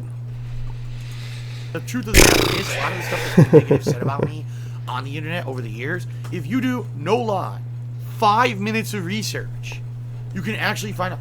Phil stole money from his patrons because he never made Project 7. That's 100% a lie. If you do 5 minutes of research, you'll get the truth and see how completely different. How are you going to get the truth within 5 minutes?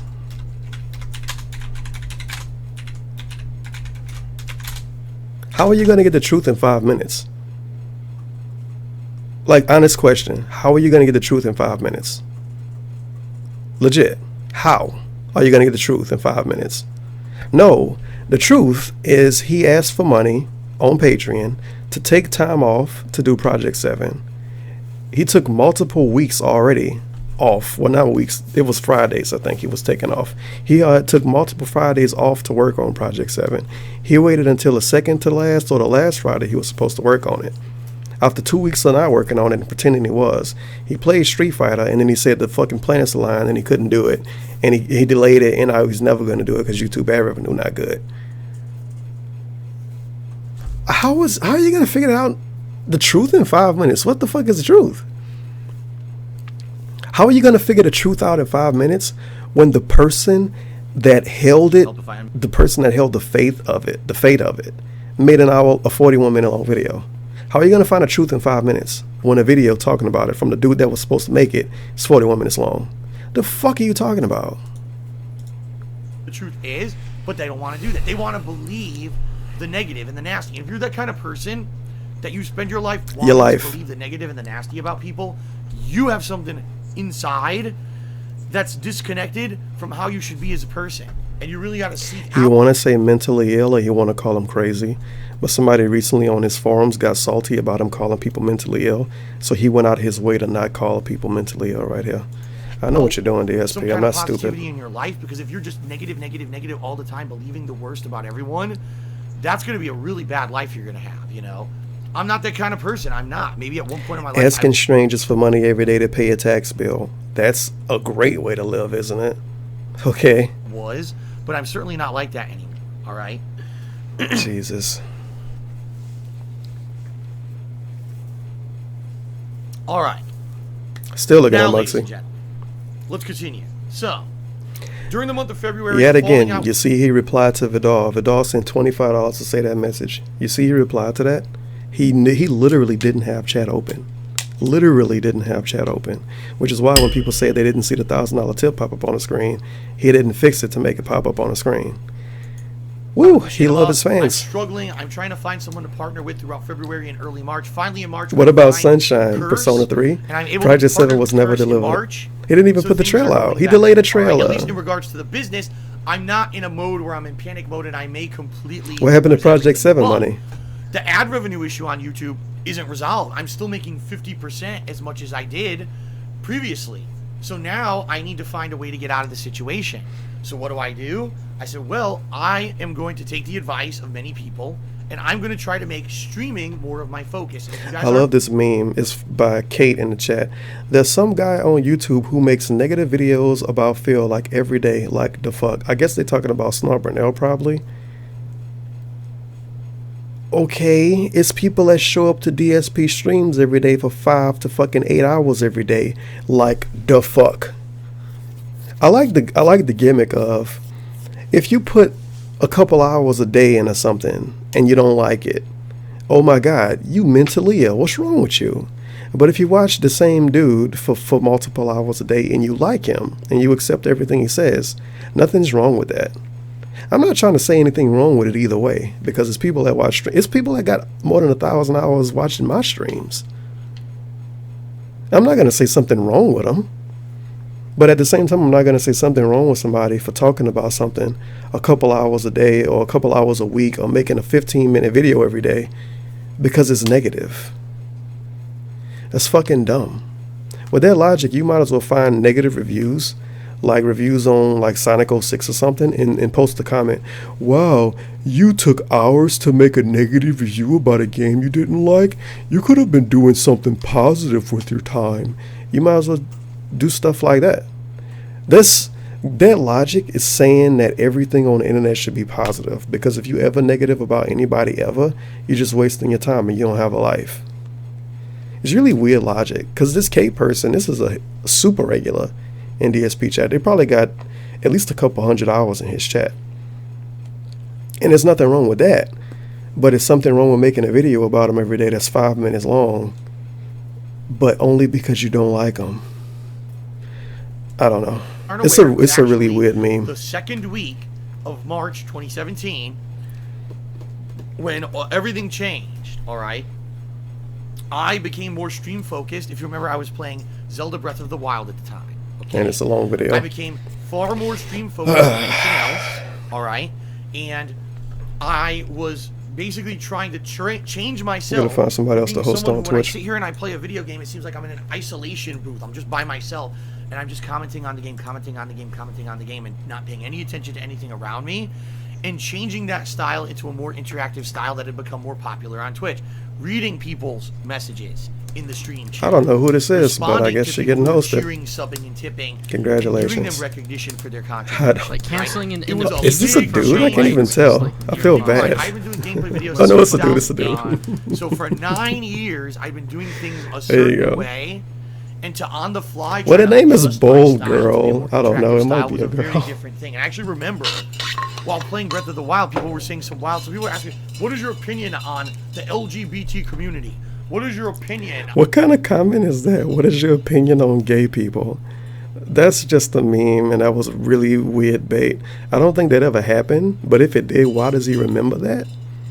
Because he didn't answer it. On, politics. What's your opinion on politics? Wild. I'm trying to play the broadest game, question ever. People are asking me these wild, outlandish questions that have nothing to do with the game. But sometimes, you know what? Especially if you're playing a game where there's not a lot going on, it makes sense to kill the downtime with that kind of stuff, to fill it with that kind of content. He literally only talks to people from his chat when they send him money or when he's not getting money. And then he get desperate, and then he reach into the chat to pull some kind of conversation out of it. Get the fuck out of here. I'll be honest. Games that I'm playing right now, I've been playing PlayerUnknown's Battlegrounds. The game's good for 2 reasons. Number one, because the game's so buggy on Xbox One, so much crazy shit happens, it's always entertaining. It's good because it's bad. But number two, there's a lot of dead time. And it's good because it's bad. Okay. Items and looting, and that's time to interact with people in the stream chat. That's why the game became so virally popular on Twitch, because it's a game that half and half. It's half interaction with your stream chat and half zany. That's not why. All right. So, that being said, folks, I struggled in March to make myself more interactive, and I'll be honest, it was stressful. It was time consuming because I was trying to adjust to a more dedicated streaming schedule. He struggled, and it was stressful, and it was time consuming to respond to getting money. Imagine that being your life. Imagine that being a stressful part of your day. Man, how am I going to talk to these pay pigs every day? Fuck, every time I get bits I gotta like respond to it. Oh, this fucking sucks. That's the stressful part of your day. Really, man. Okay. The streams and be more interactive with me more on a regular basis. My schedule. That's the easiest part about streaming, and he makes it the hardest part. And I saw, honestly, even more of a disconnect with my ex-girlfriend during that time period. It was more focus on work. Work. To save the house, to save everything. Save the house. And even more of a disconnect was happening behind the scenes with my girlfriend. Jesus Christ, DSP. Then, in April, all right,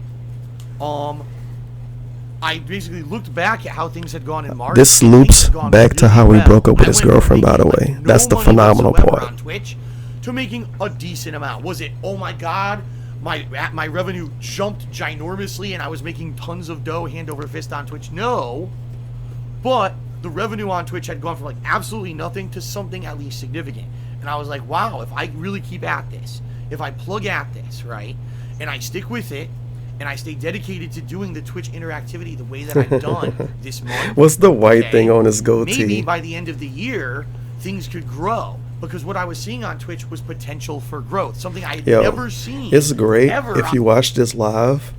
A dude said something is on your goatee. They got banned or timed. And somebody else said, why did they get banned or timed? They was like, why did they gotta get banned? And they got banned.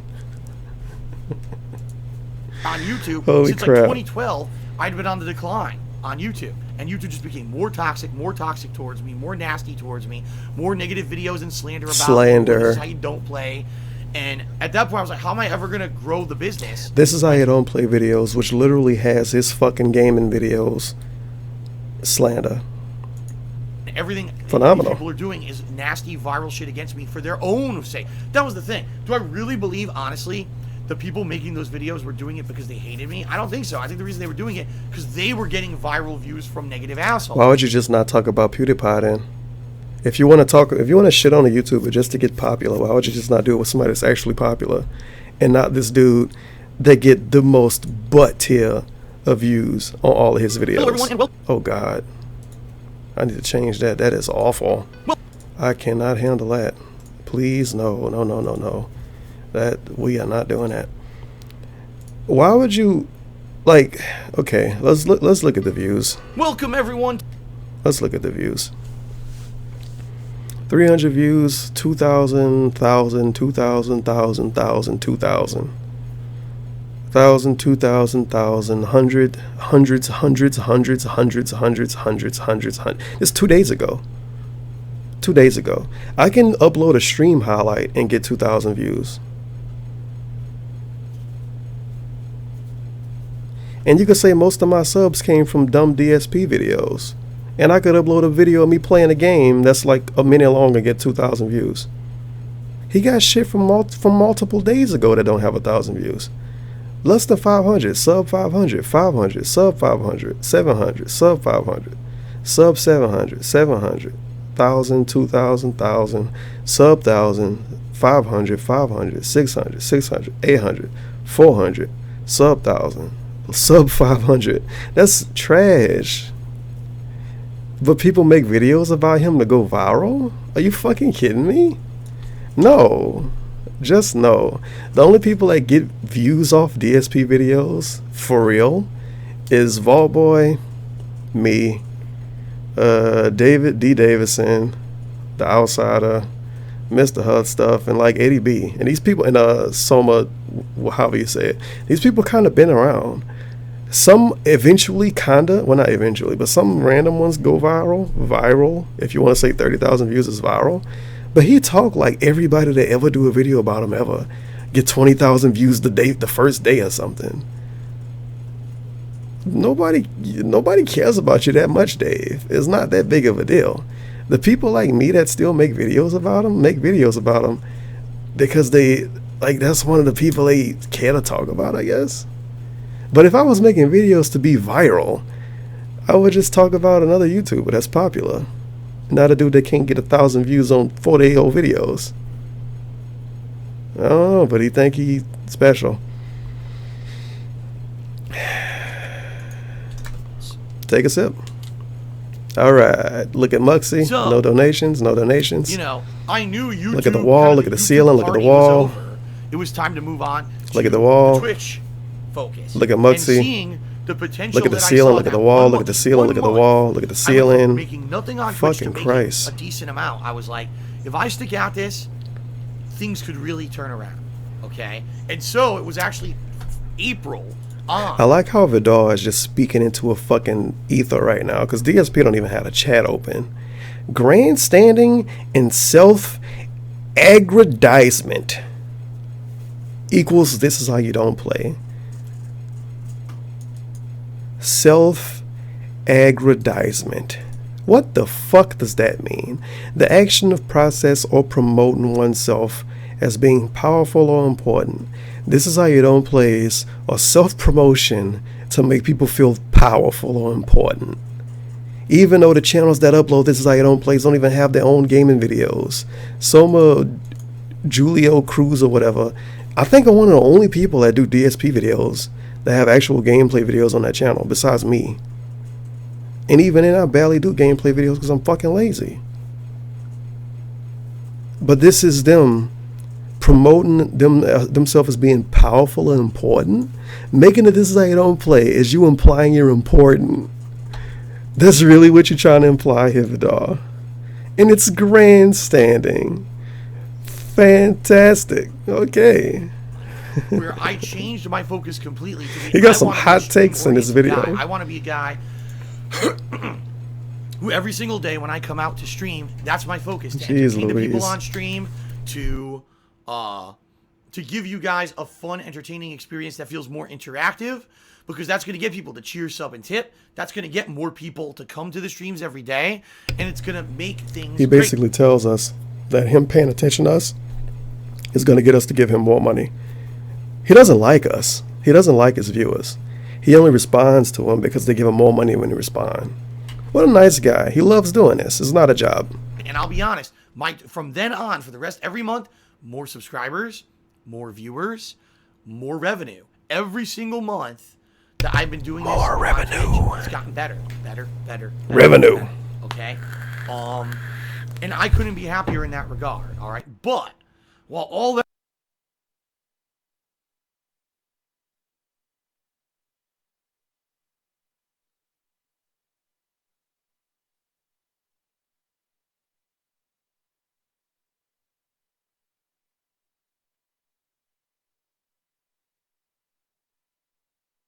that was going on, right?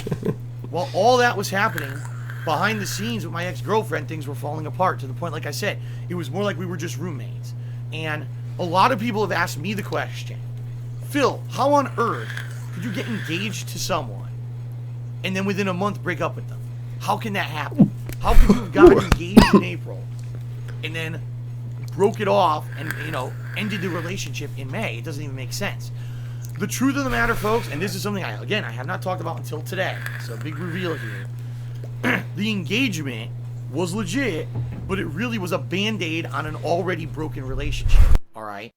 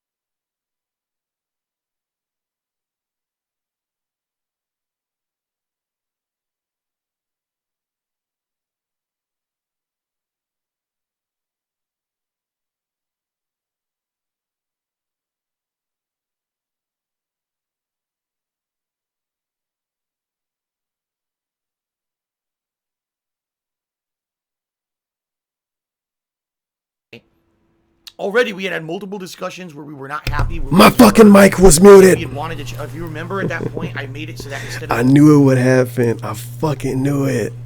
I knew it. What was my point I was making? Let me rewind. I fucking knew it would happen.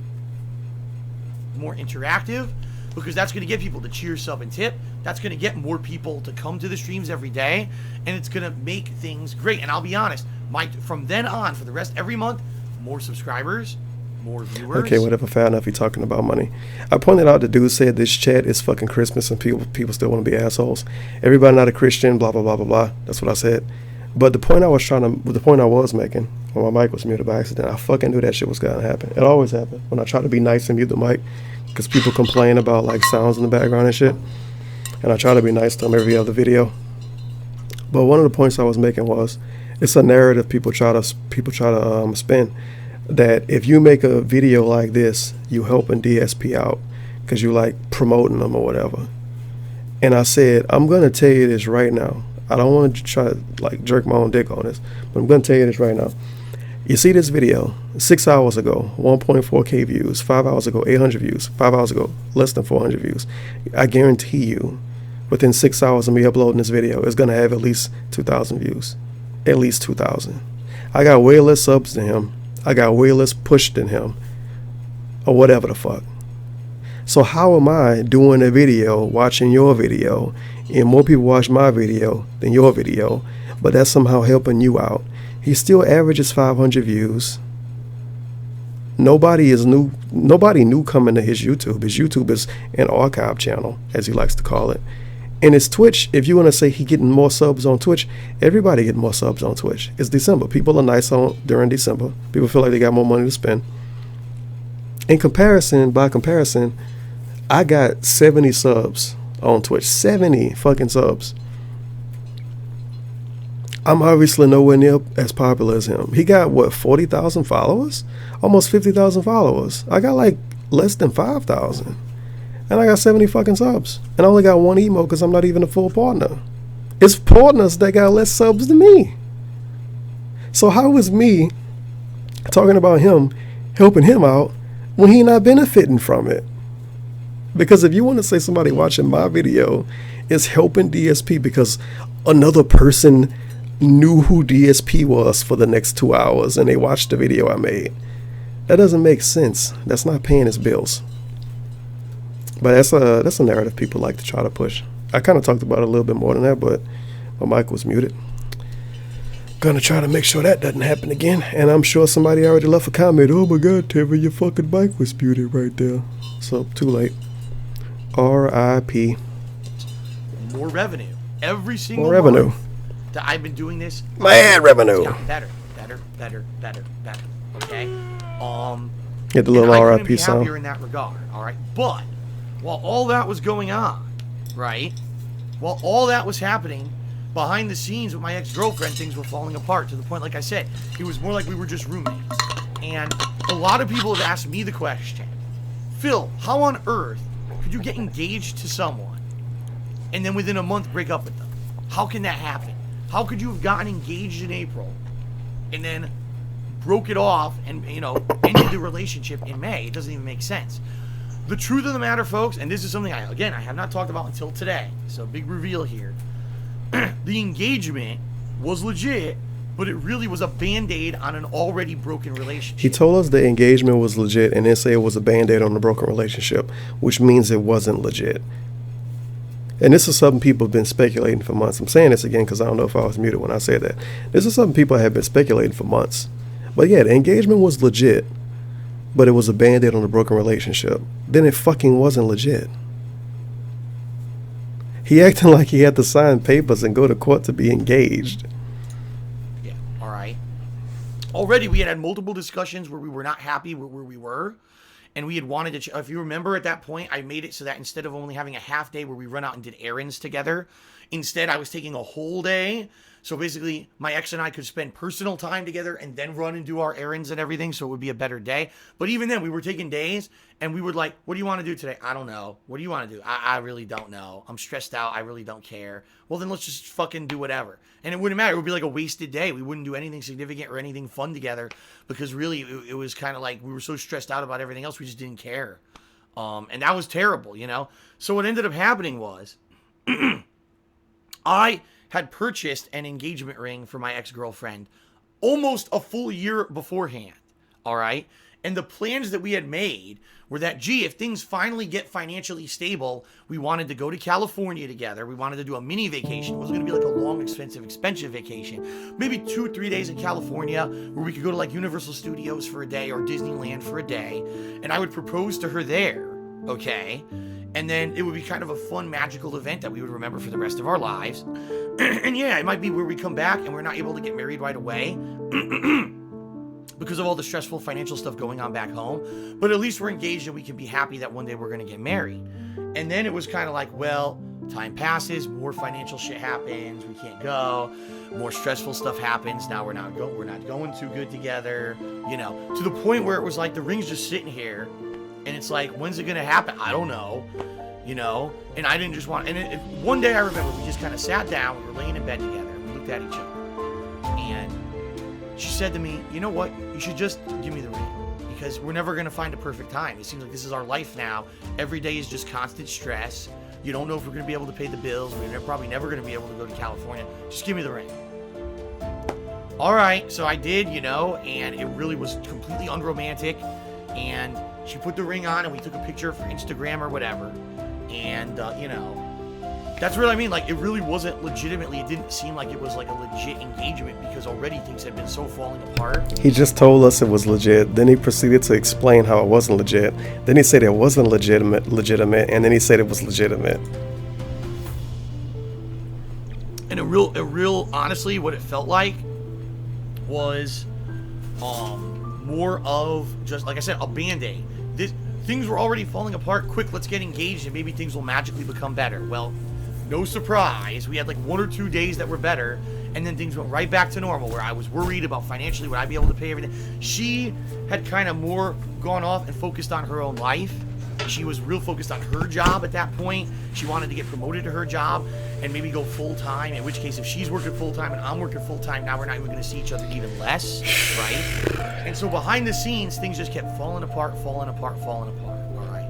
Now, I'm not going to tell you the full story because there's a lot of other stuff that happened too. But basically, by late April, the whole relationship had fallen apart, all right? Within 3 weeks of us getting engaged, the whole thing had just, you know, blown up to the point where we weren't getting along anymore. I was working, and we would have a meal, like we would eat dinner together, and then we wouldn't even see, like I would work again, and I wouldn't even see her because she would go to sleep because she had to work early. He would work again. He's literally talking about fucking starting OBS and streaming. I would work again. So he would work. He would wake up, work, wait till she done cooking, eat, don't do anything, go back to work, go to sleep. No shit, your relationship failed, you dumb fuck. I think you can be with anybody if the only thing you do every day you together, stream, wait till she cook, eat the shit she cook, go back to stream, go to sleep. I don't think anybody would want to be with you. And he want his girlfriend to move in with him. You think his girlfriend moving in with him is going to turn out good? The day she move in with him, he going to have her fucking cooking every day. And he going to stream, go to eat, go to stream, go to sleep. He gonna repeat the same mistake if she ever move in with him. What the fuck? How can you be this fucking dumb? And then he low key blamed this relationship failing on his fans because he talked about how he was so focused on work. His work is just fucking streaming and uploading videos. So you was too focused on trying to make money from your fans, and you didn't pay any attention to your girlfriend and you lost her. So I would be up at night watching stuff myself. We wouldn't even have significant time. It was like we were avoiding each other. I was up. Our schedules didn't even coincide anymore. So it really was like we were just roommates sharing a house rather than. Hope you enjoying this background music for this part. And basically we had a big blow up, around the end of April, a big blow up, to the point where it was kind of agreed upon that that was it, that it was over. But we knew exactly what would happen if we announced this publicly to the world, especially after just getting engaged. What would more negativity, more snoops in our lives, more people trying to fuck with us and find private information and be just fucking nasty to us in general. What private information could you find? We're not going to tell anyone. Everybody know everything. Like we're still together, all right, until a time when she's kind of moved out and things, you know, the truth of the matter was, I didn't tell you guys that I had broken up with my ex for like almost 2 whole months after she was gone. So she had been gone for a while, and I was doing stuff by myself. And it was funny because I remember during that time period, all right, I was doing Twitch and Chill stream. Remember the Twitch and Chill events that I had been doing? So I was doing Twitch and Chill stuff. And while I was doing the Twitch and Chill stuff, people were being trolls. They were coming in and saying, haha, Leanna, and this and that. And I was already broken up with her for a while. So for me, honestly, it wasn't even stinging at all, because it was like, you're insulting my ex who I haven't talked, you know, I don't have that relationship with anymore. But people didn't know that. So people were coming in purposely trying to be nasty to me, and it had no effect on me because already the relationship had kind of been over for a while. All right. It had no effect on him, but every single one of those people got banned, and he remembers them doing this months later. It had no effect on him, but he remembers it. It was months ago. Obviously, it had an effect on you, and it worked. Please. So, yeah, it all kind of fell apart in that regard, and it sucked. You know, it did, because it was funny. It was like when things were going bad with everything else, the relationship falls apart, and then things started to go good with business. Like I told you guys, the streams were picking up. People were being positive again. There was growth on Twitch. And here I am trying to show a happy face every day. I'm having so much fun, you know, streaming on Twitch. And then in real life, behind the scenes, everything was going wrong or had gone wrong. And you know, it put a lot more stress on me, because previously, the way that my life was I wake up, I spend some time with my ex-girlfriend, right? Whatever, setting up in the morning. I work, but then when my work's done, now we have a shared meal. So she's cooking or whatever. A lot of the responsibilities of the house were shared. I had more income because of her income was contributing to the house budget and everything. And then when we broke up, I like that somebody living with him equals I had more income. That's what that equals. I had more income. Less money, no one cooking for me anymore. You know, it was basically a giant, no moral support. That was the other thing. If anything went wrong, I was on my own. And this is his hot take after she left him. Less money, no one cooking, no moral support. What else he got? What else happened after she left? I didn't have anyone. Again, it's one thing when things go wrong, but you have someone to go cooking to, and money and moral support. To have moral support and have someone physically be and somebody to suck your dick. To encourage you. And that completely went away from me. And it was devastating. But I couldn't tell anyone. Because if I did, I knew the negativity that would explode on the internet when all this was happening. So,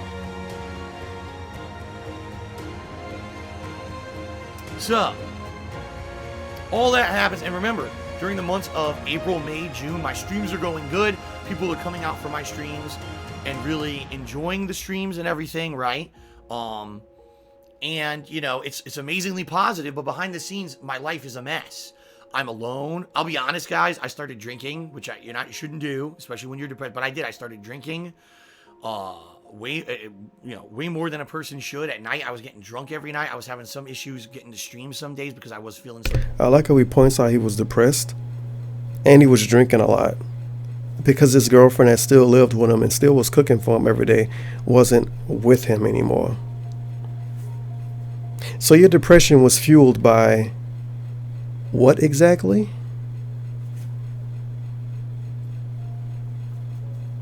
Because if your depression is literally being fueled because your relationship isn't going good, I mean, I guess that's kind of a real thing. Some people are depressed because they got a lot of bills.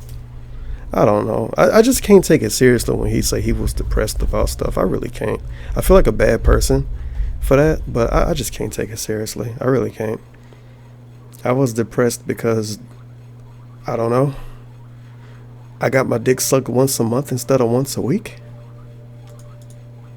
stressed over losing It's using relationships behind the buzzwords scenes and everything, and not being able to share that with you guys, right, was another major thing. Really, the only people who knew about it were my parents.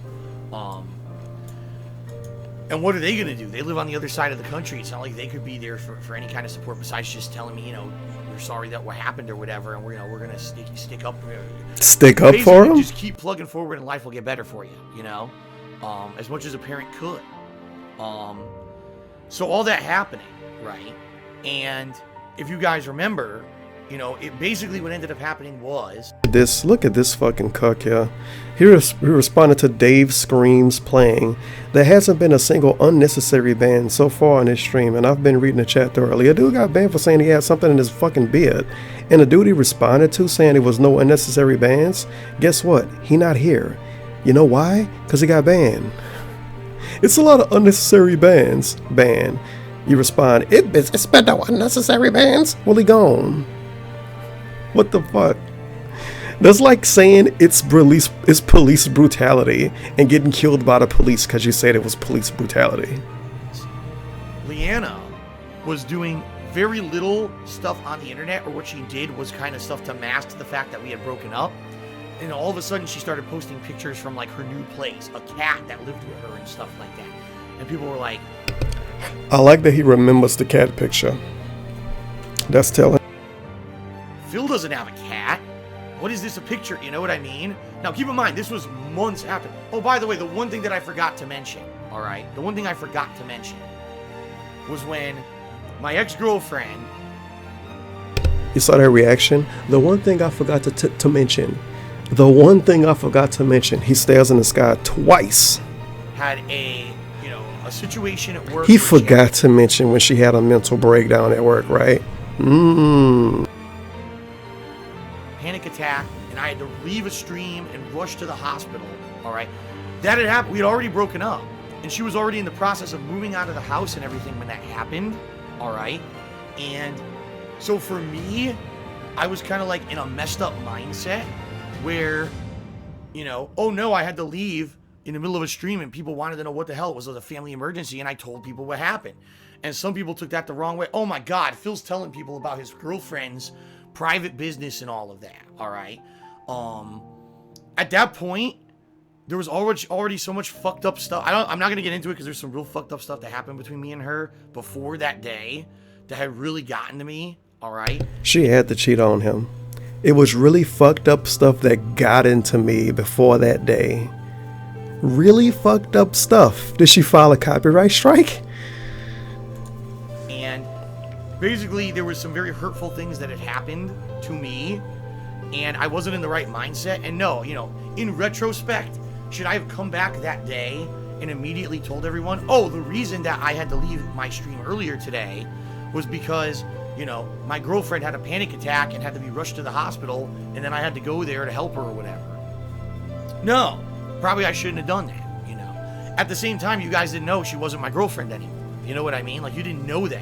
So you thought, oh, how am I mistreating my girlfriend? In reality, she wasn't. This was actually someone who I was not really on good terms with, okay? I like how his shitty fucking cocksucking piece of shit logic. He think it was okay to do what he did because she wasn't his girlfriend anymore. It makes it worse to talk about somebody having a mental breakdown when they're not even your girlfriend anymore. That makes it worse. You're talking about not a stranger, but somebody that used to be important. They're not anymore. No, under any circumstances was that okay to do. I'm sorry. Oh yeah. She was in the process of moving and out she tweeted a picture of her in the hospital, so that made it okay. Did she ever tweet, I had a mental breakdown? No. She posted a picture of her from the hospital. Like, thanks for the well wishes. And this was after DSP made his video. At that point. So really hurtful stuff had happened between us recently that I was not in a good mindset in regards to her.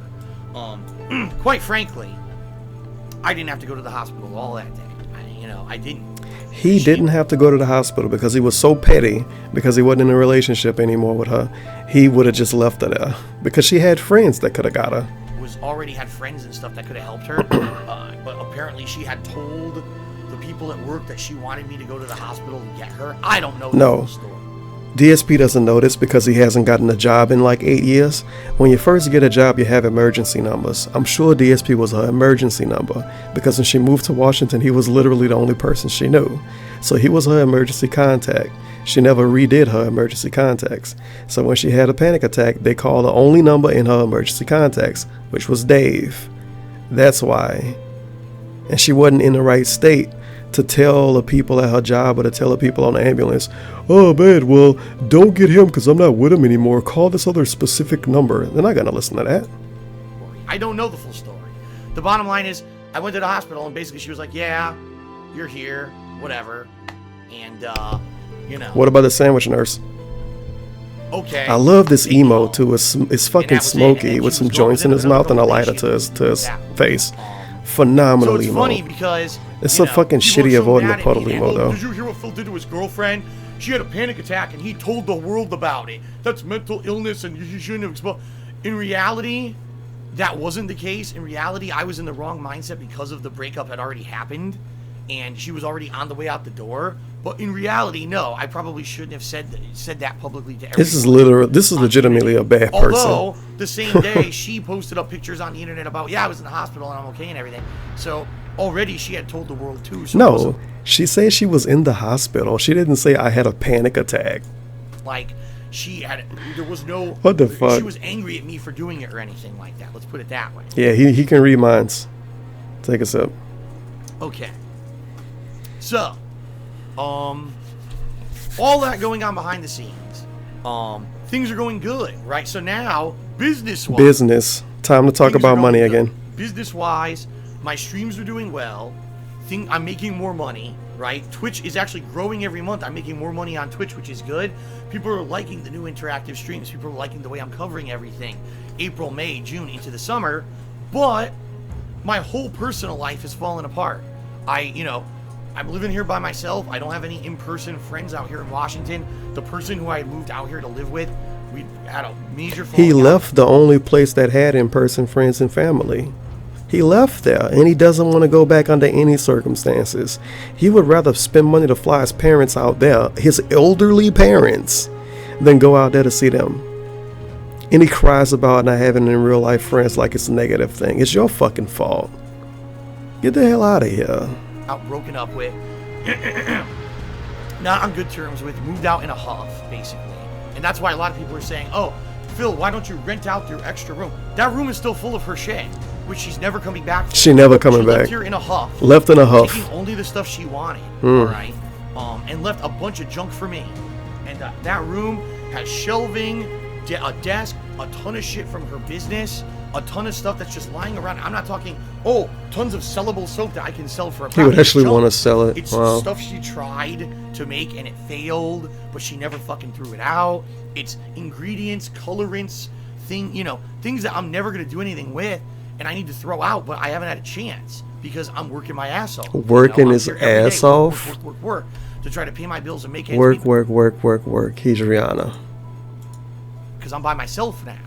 And I haven't even had a chance to clean out her office or do anything in there because I'm just too busy. And another thing that a lot of people don't understand about Washington State. He explained this Like before. someone literally in the stream chat, just throw all that shit in the dumpster.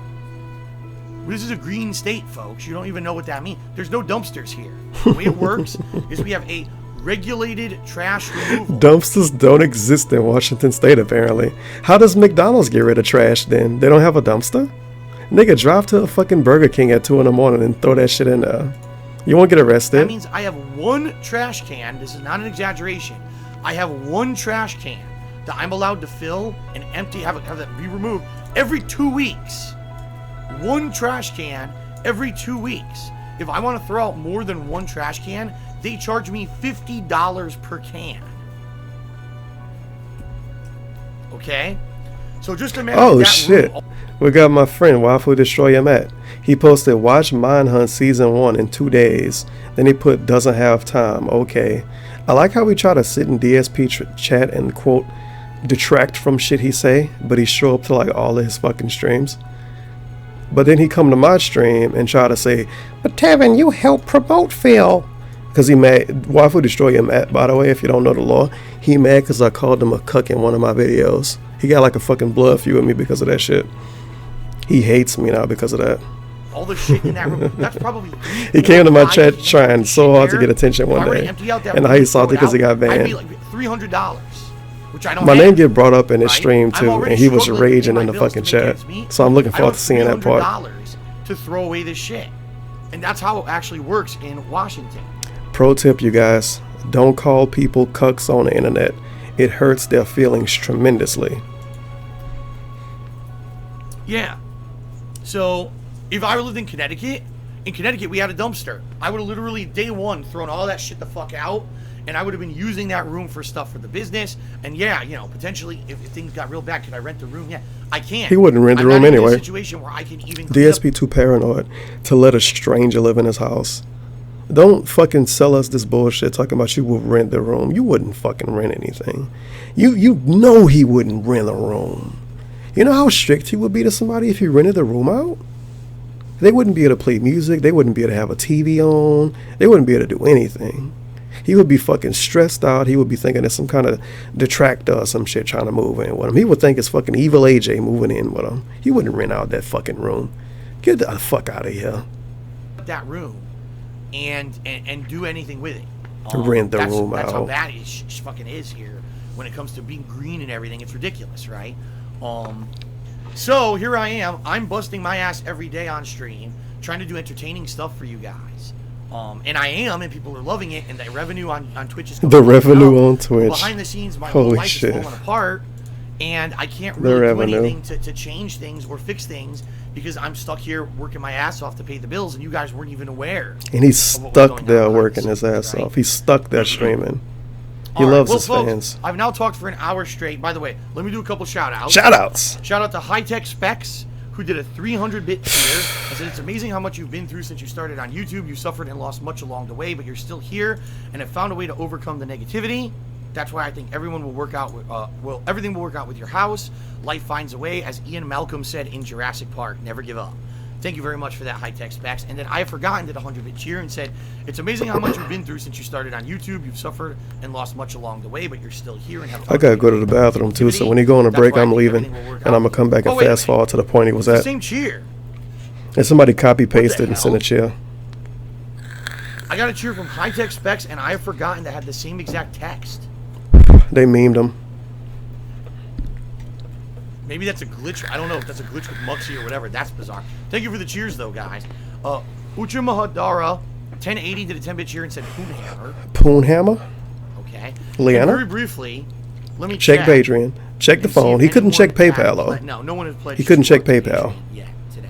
Like I said, if you guys do pledge to my Patreon, I will give you a shout-out on today's stream, okay?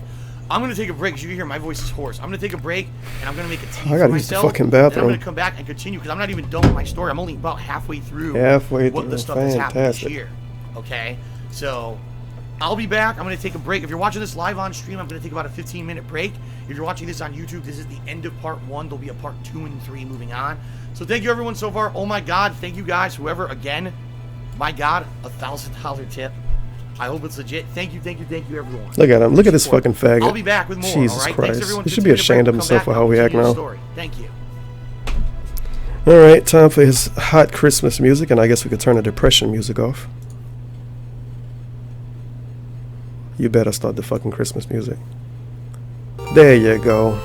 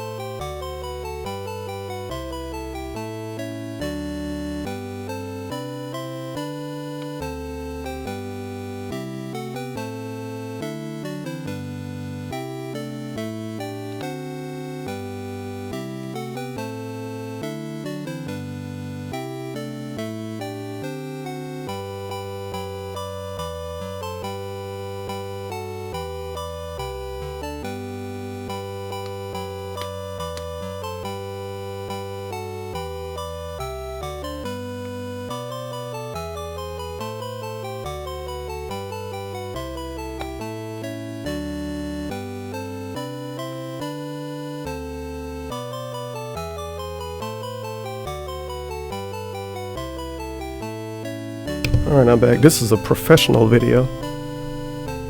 I go out of my way to not edit these anymore. Sorry about that. That's just break music, by the way. Strikes forced me to remove videos from YouTube, all those pre-streams that we use in fan art, that my YouTube channel's completely plummeted, and I no longer got any Look at the chat. natural. Look at the chat. $1,000. Was the $1,000 tip legitimate? 1,000 yen. Was the 1,000 tip legitimate? 1,000 bison dollars. He's not gonna tell. He's not gonna tell. I guarantee you, dude. If you ask him about this in a couple of days, and he say, like, if he don't give an answer, he got fucking trolled or he lied. He can never keep his story straight. Dude is ridiculous. Organic viewership from YouTube. Instead, it was just my hardcore fans watching my stuff, and that was it. So every year, you know, I would get, especially at the end of the year, I would usually get a giant spike in views just from people searching for the new games. I didn't even show up in YouTube search anymore in 2015 because I had to delete those videos because of the false copyright strikes.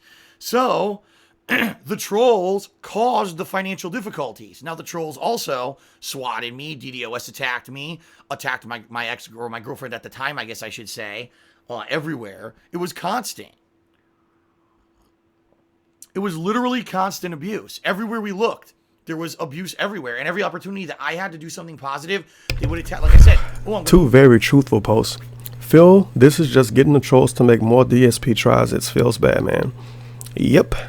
And somebody else said, but didn't Machinima tell you to delete the videos? Yep. It's revisionist history. Now he say YouTube told him. Now he say the trolls got him to go down in search ranking. Bullshit. When this happened, he said Machinima and YouTube told him to delete videos. He deleted 2 million views worth of videos at one time, and then kicked him out of the search directory. And he fucking cries about it to this day. Which doesn't even make sense. It's not like he didn't figure out a way to fix it. He on Twitch now and he making good money.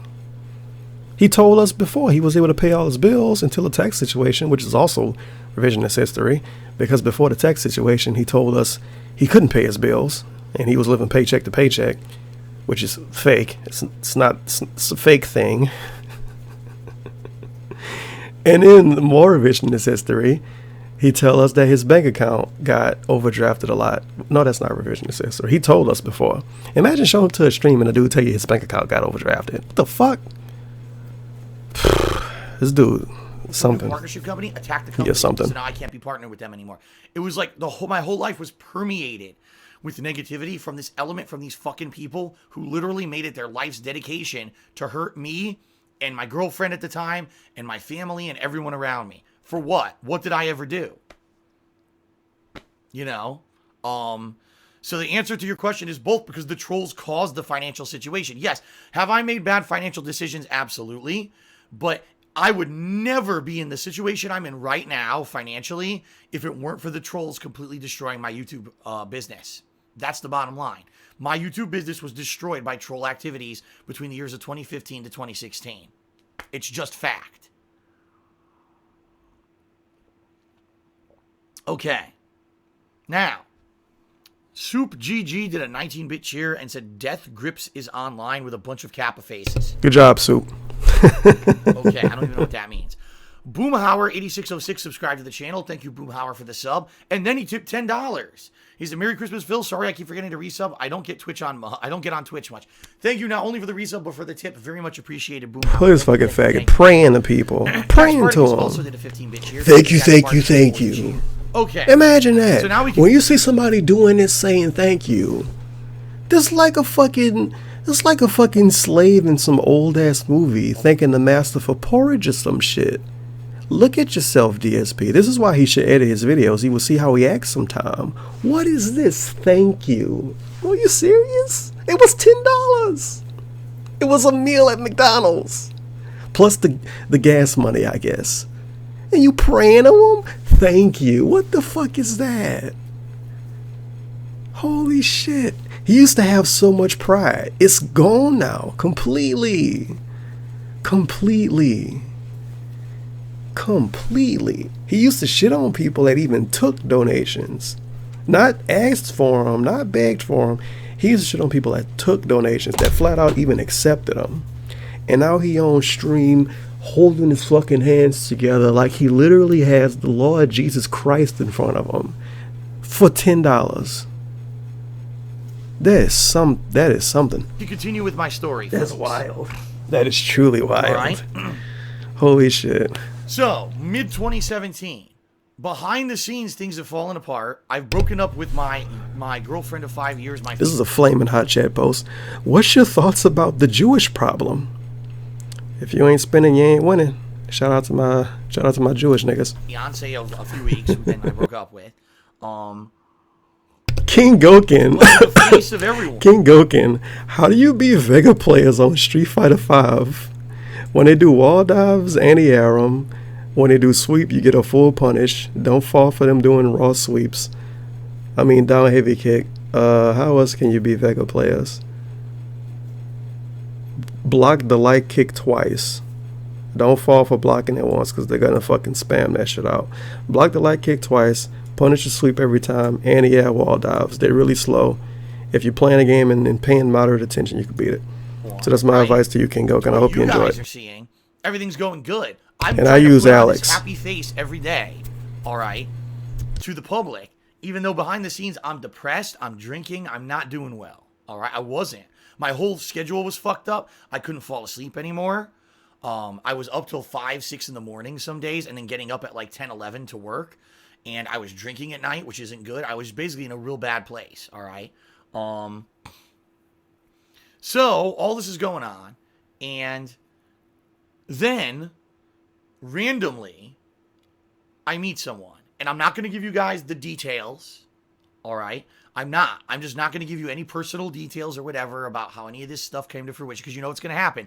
The more information I give is the more fuel for the assholes and the more that they'll try to hunt down personal information and hurt me. I'm not going to give you any personal information. What I will tell you is this. Over the summer of 2017, I met someone. Now, this person...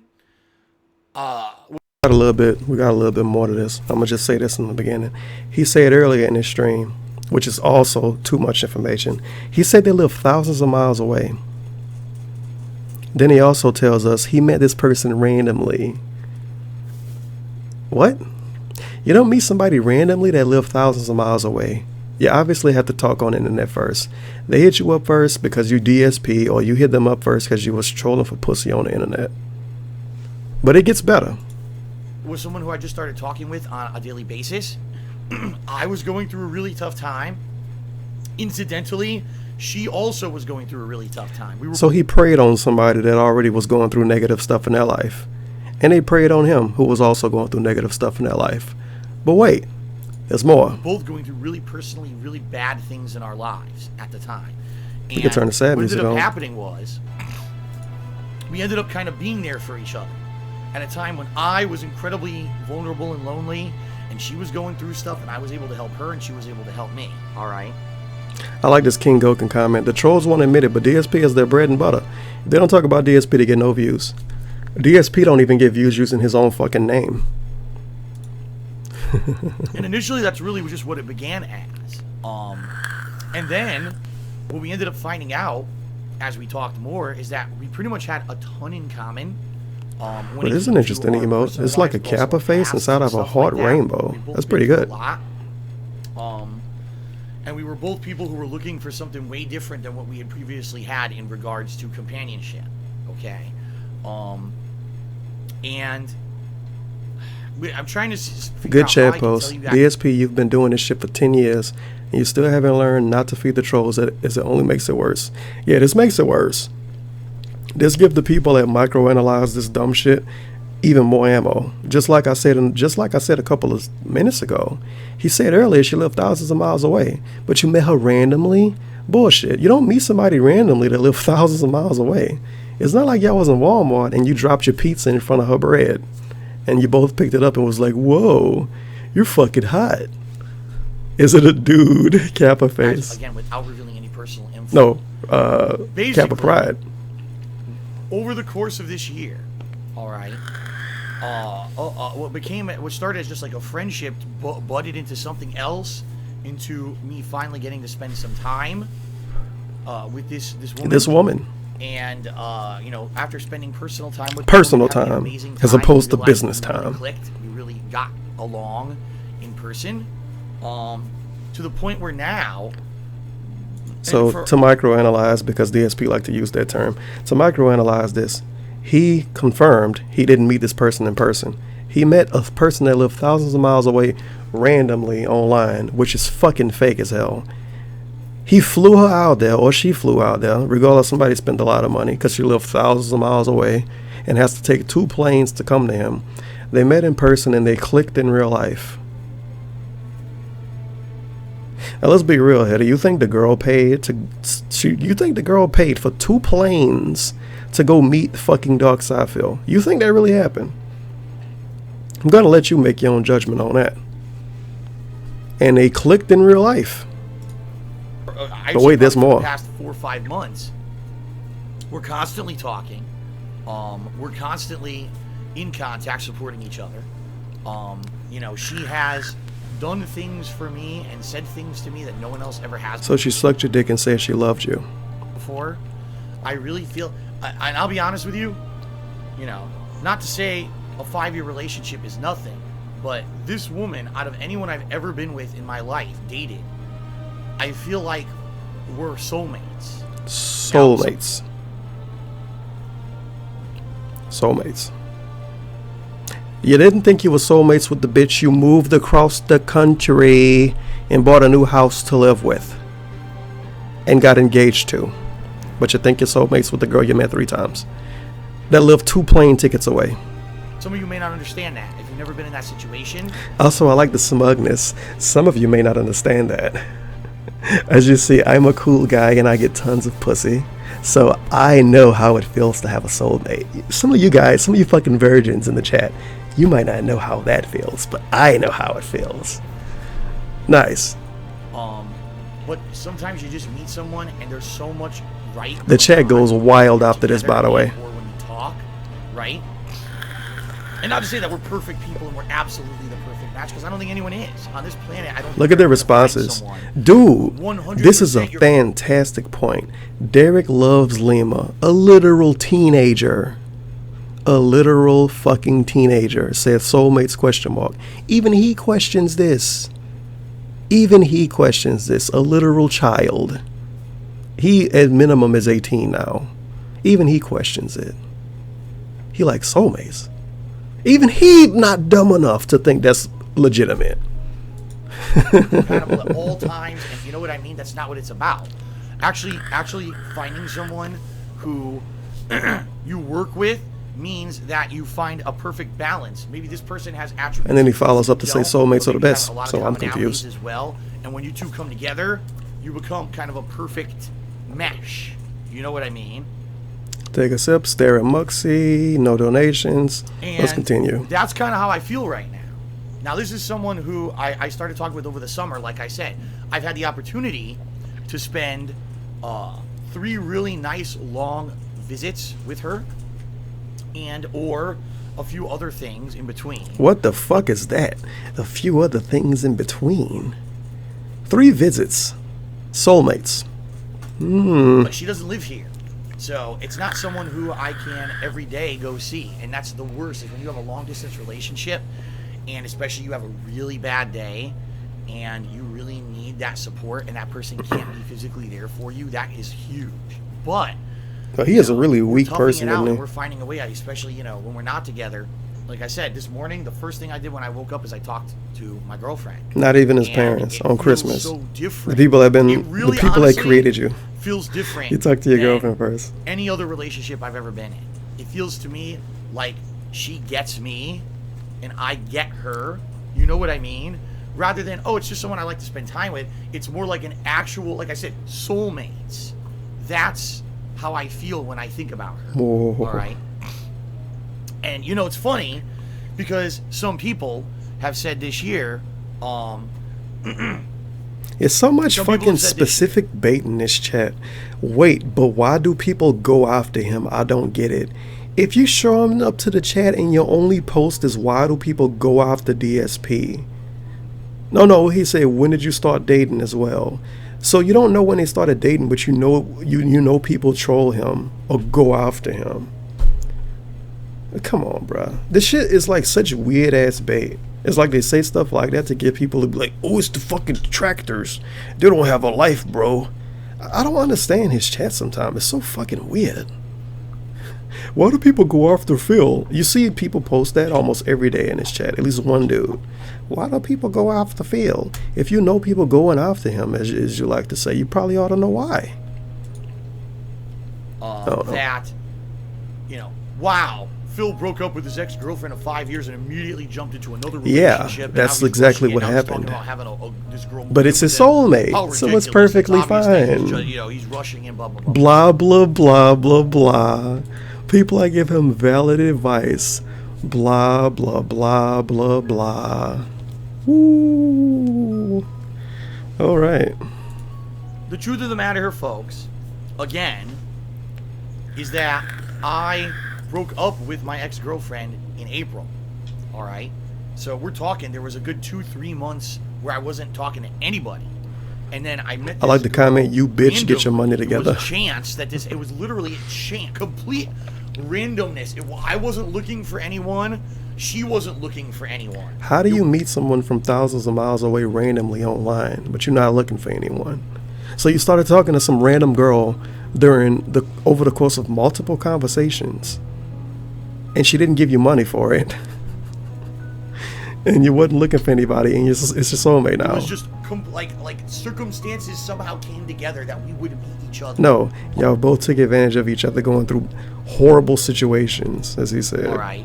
That's obviously a great opening to our relationship. Talking and realizing that we had so much in common, and we both had these situations where we were going through bad times and we could help each other out, and it just butted into something else on top of that. It was something it was so organic. It was something that naturally happened. It wasn't something that was forced in or anything. So him and Leanna was forced. By the way, it wasn't like, oh my God, she's a starstruck fan of mine. Starstruck? And now she's madly in love with me because she likes my YouTube videos. It wasn't like that at all, okay?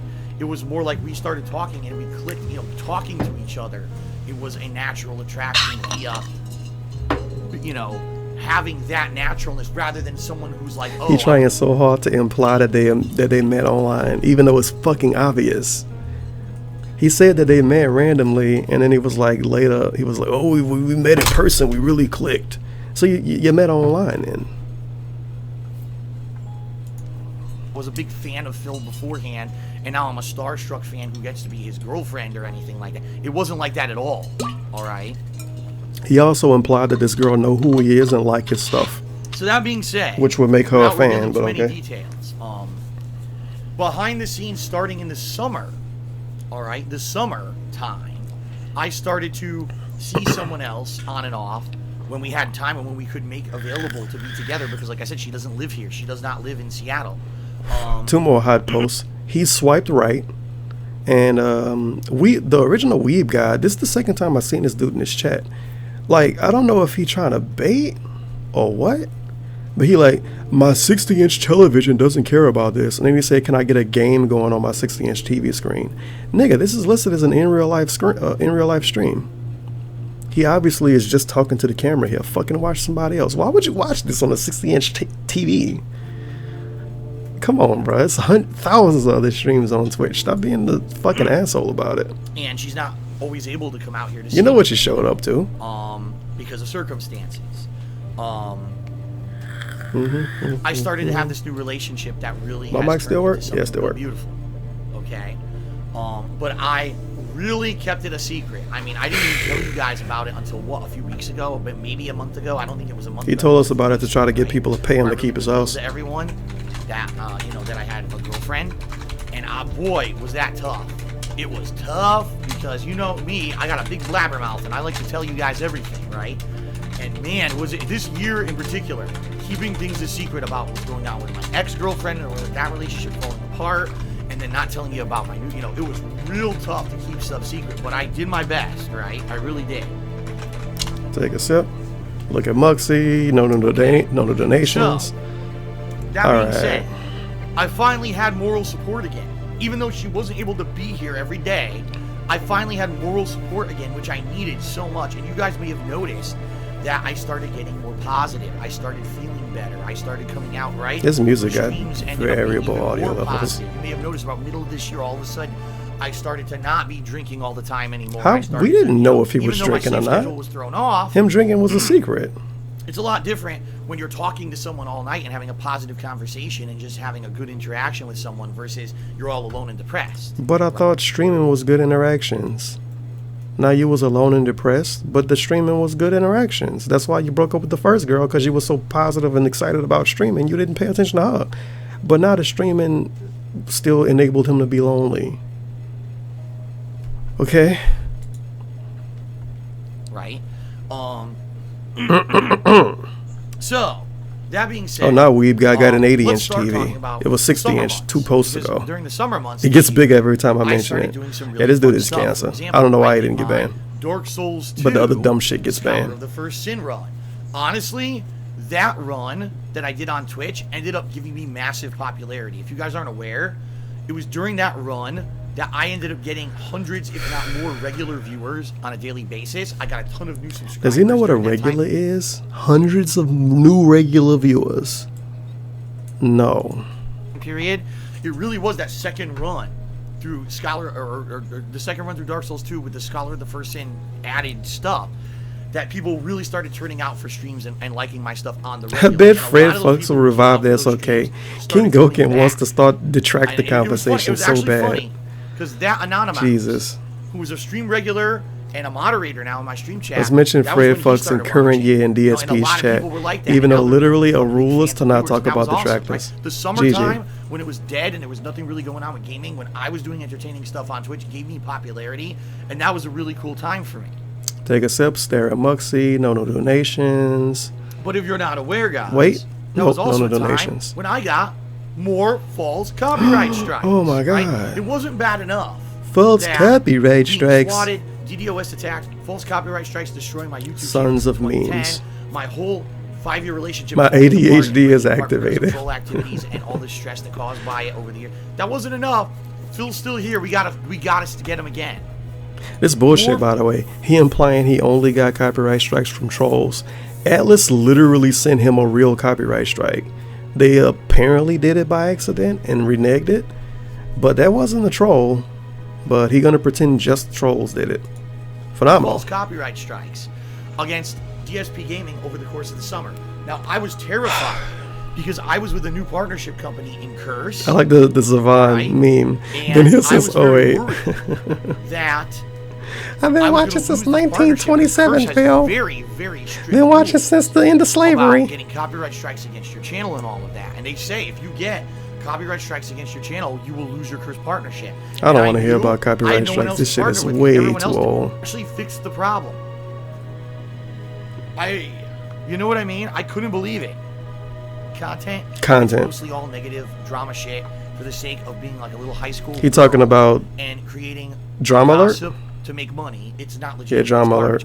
To fix that. It's a shout out. It took him 2 hours and 21 minutes to fix the notifications.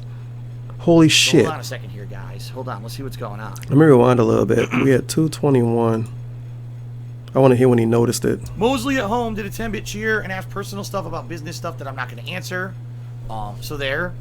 Ignore that. He told us like an hour of personal stuff, but he don't want to talk about the specific personal stuff. Because I know exactly who you are. And he know who they are. Okay. Nick did a $1 tip. I know who you are. The story behind cryptic tweets with 1 or 2 letters in a picture. Maybe one day I'll reveal it, but right now I'm not. No, he was just drunk. He told us he was drinking a lot. And he says, "How do the NR of followers and total views weigh in with Twitch search and getting noticed?" I like this.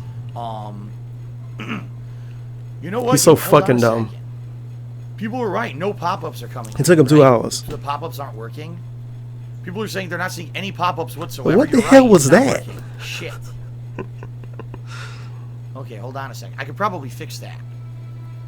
What was that? What was the flick of the wrist? No one's contributing is because none of the pop-ups. Look at that.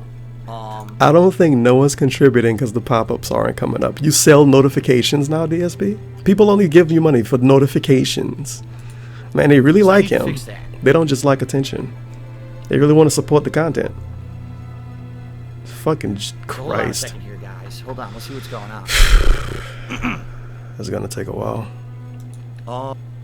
He left the fucking computer to go to OBS. Holy shit, DSP. And with Twitch search, I have no idea. You're asking the wrong person. I'm relatively new to Twitch. He's new to Twitch. He only been there for a year. You was on Twitch in 2013. Somebody asked him about how the views work with the search. You know how easy that is to figure out. Okay, how do views work with the search? Okay, let's go to Twitch. Browse, directory, Hearthstone. This dude got 6,000 views. He first. This dude got 34 views. They are not first. That's literally how it works. If you type in a name, it's apparently a dude named Almighty Dunk. I guess he's more popular than me. If you type in a name, you get the name. There you go, Almighty Tevin. I'm hosting somebody playing Street Fighter. Have administrator. That's how it works. It's no intricate shit. It's no fucking robots like with YouTube. You type in a name, you find a name. If your name is Darkside Dave and you got 100,000 followers, and your name is Darkside Joe and you got 20,000 followers, Darkside Dave gonna show up first. If you type in Darks and Darkstalkers 3 got more views than Darksiders 2. Let me confirm this, by the way. Nope, Darkstalkers 3 doesn't have any views, and Darkstalkers 2 has views, so that's incorrect. But Darkstalkers, nah, I don't know how the fuck that worked, but that has nothing to do with the actual Twitch user. Darkside, oh no, they got the user too. So if you type in Darkside, okay, you type Dark, no DarkSydePhil, you type DarkSydePhil, because he's the most popular streamer with a name that starts with DARKS. So he shows up, there you go, DarkSydePhil.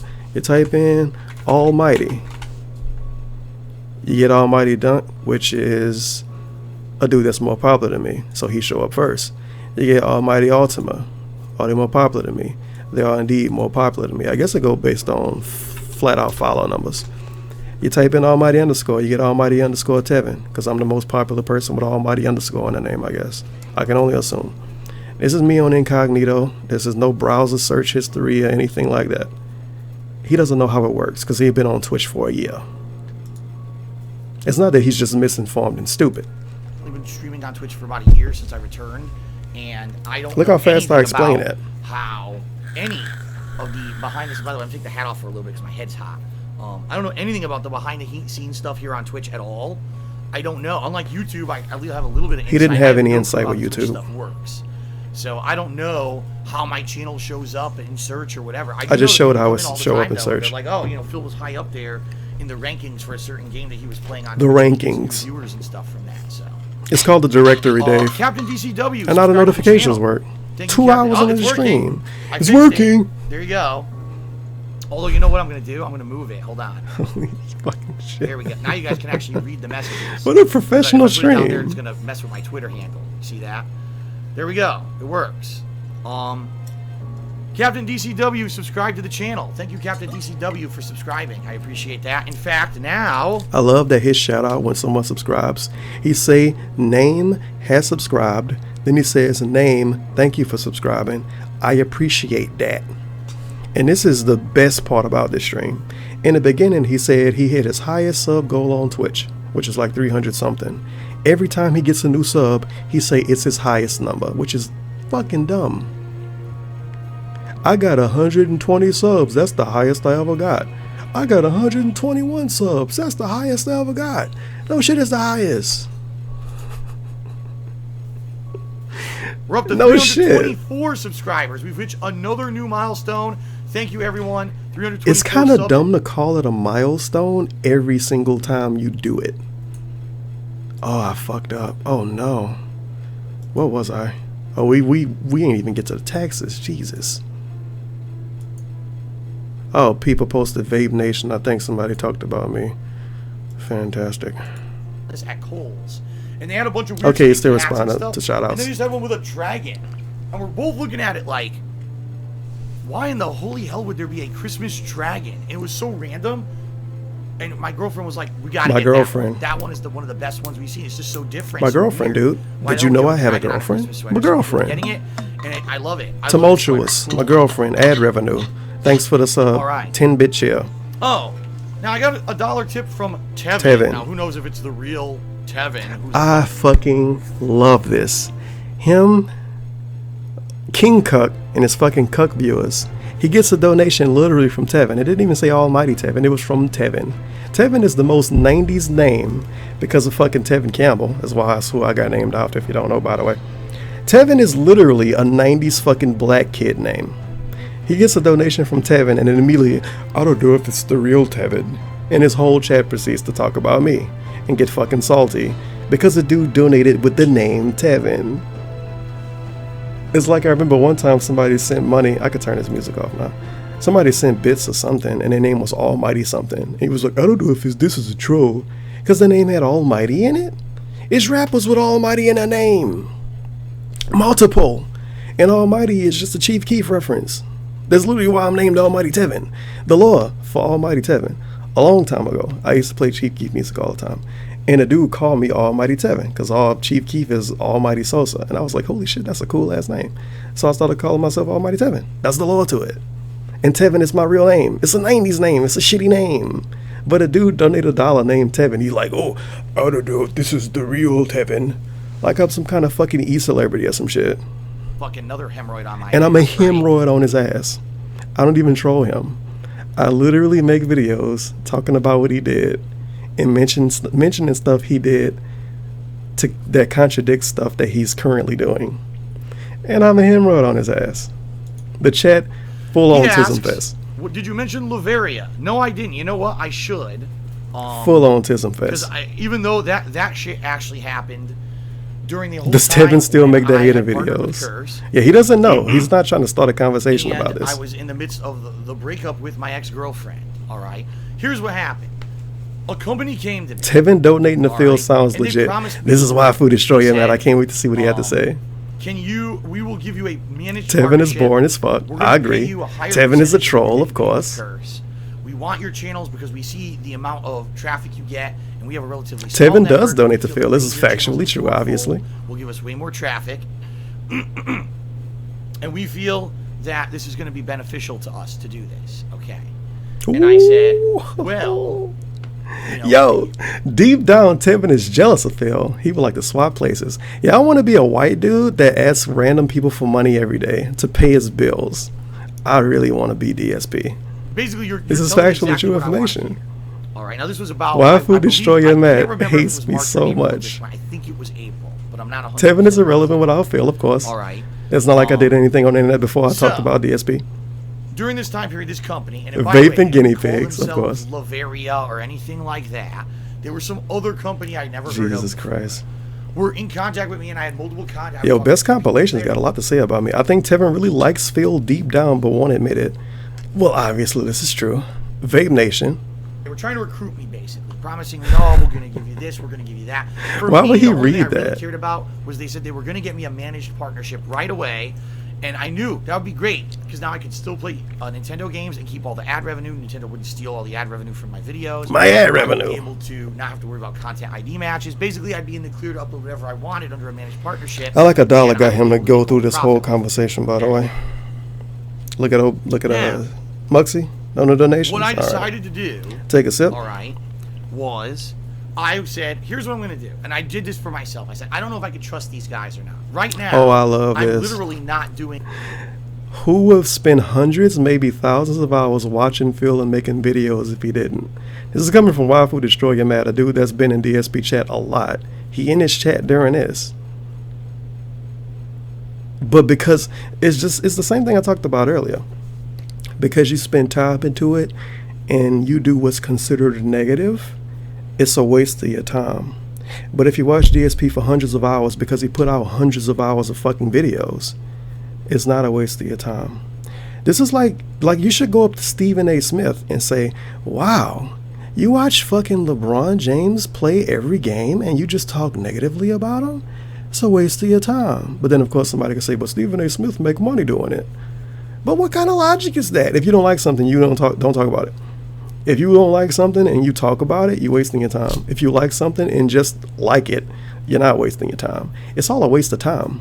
The people here wasting their time. The people that watch my videos wasting their time. I'm wasting my time. We all gonna fucking die anyway. What, should I go to fucking Africa and pump water or some shit? Would that not be a waste of my time? It's all subjective anyway. Who fucking gives a fuck? I don't know why people always think that's some kind of argument. You wasting your time. I don't fucking care. I'm not going to go into detail about that. I'm not going to say what I want to say.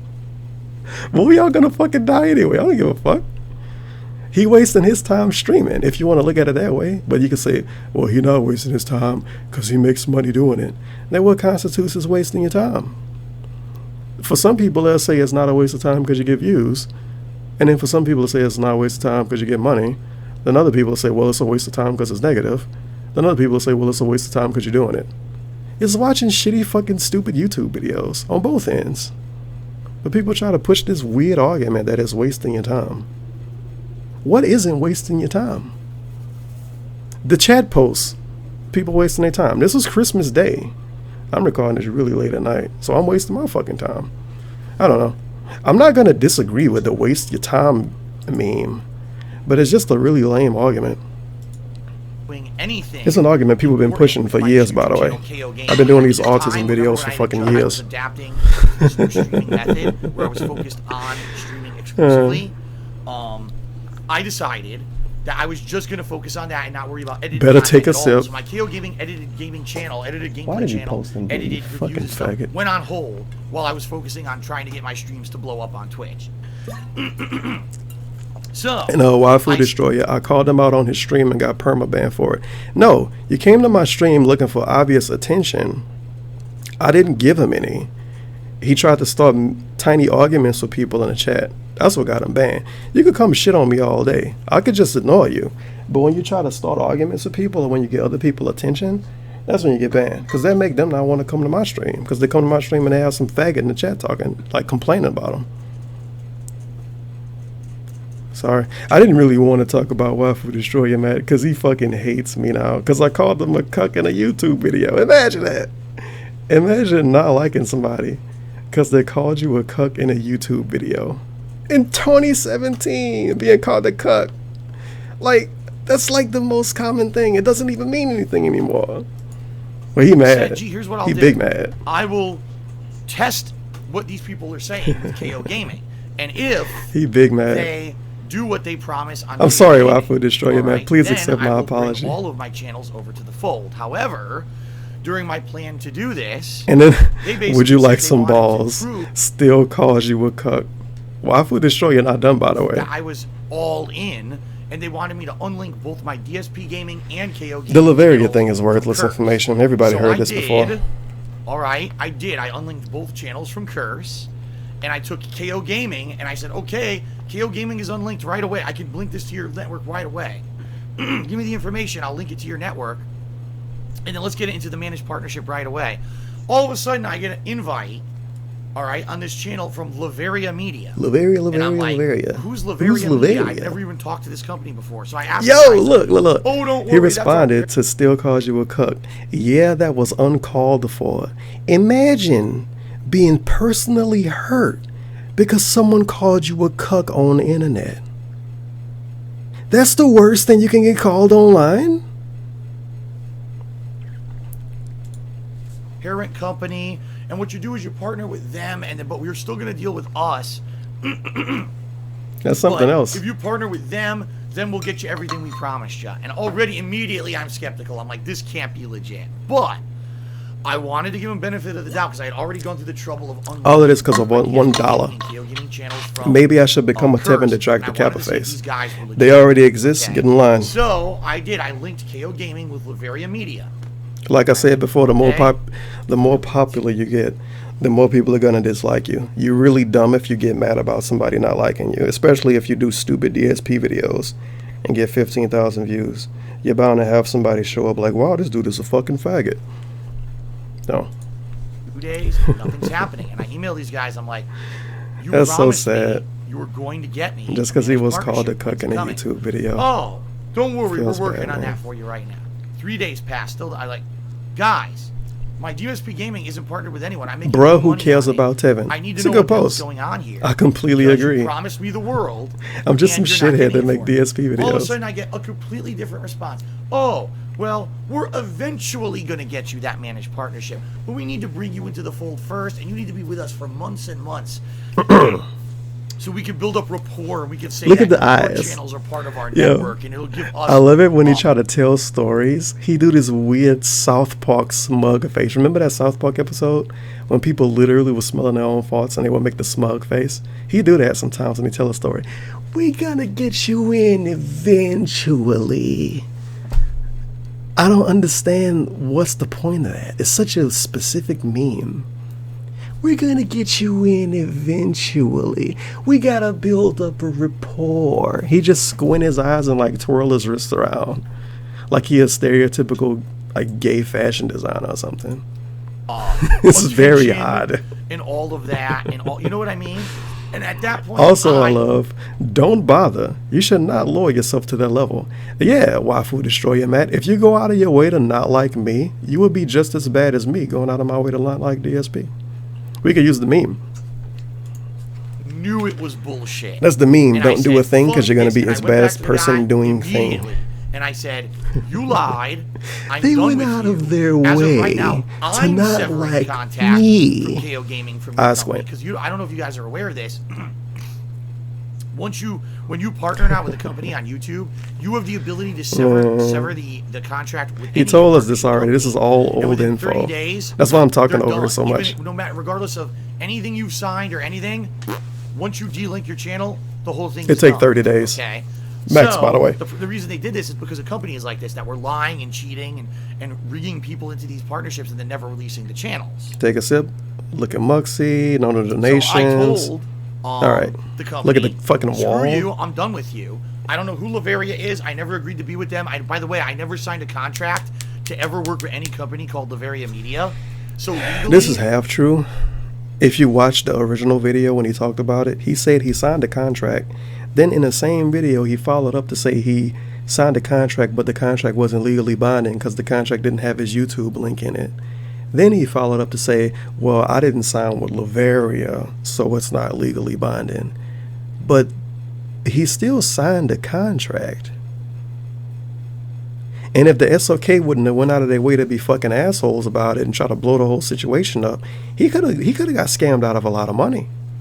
They could have legit took that shit for a couple of months and not paid him and said fuck you, and they would have got away scot fucking free. Because he's too poor to sue anybody, or at least he act like he is. So they would have got free money. The SOK, in my opinion, they helped them. But this is where it gets great. More revisionist history is coming up. Now I want you to remember, he said he didn't sign a contract with Laveria. He didn't know who Laveria is. He wanted to cut the contract off. He told us in this video, he wanted to cut the contract off. Not even 10 minutes later from now in this part, he proceeds to say the trolls are the reason why he couldn't sign a contract, if I remember right. I hope I'm Laveria wrong. had no legal right to even have a partnership be, on any 'cause of my I channels. don't know. I had signed paperwork with a different company completely. Okay. I think that's what he said, though. And by the way, I should mention this: their contracts were a joke. Look at the eye squinting. You could tell the contract they had copy and pasted from another company's contract because there were errors in grammar. You're not going to have a and grammar things mistake if you missing copy and from paste the contract. that were critical parts of information that I had to have them add in and shit.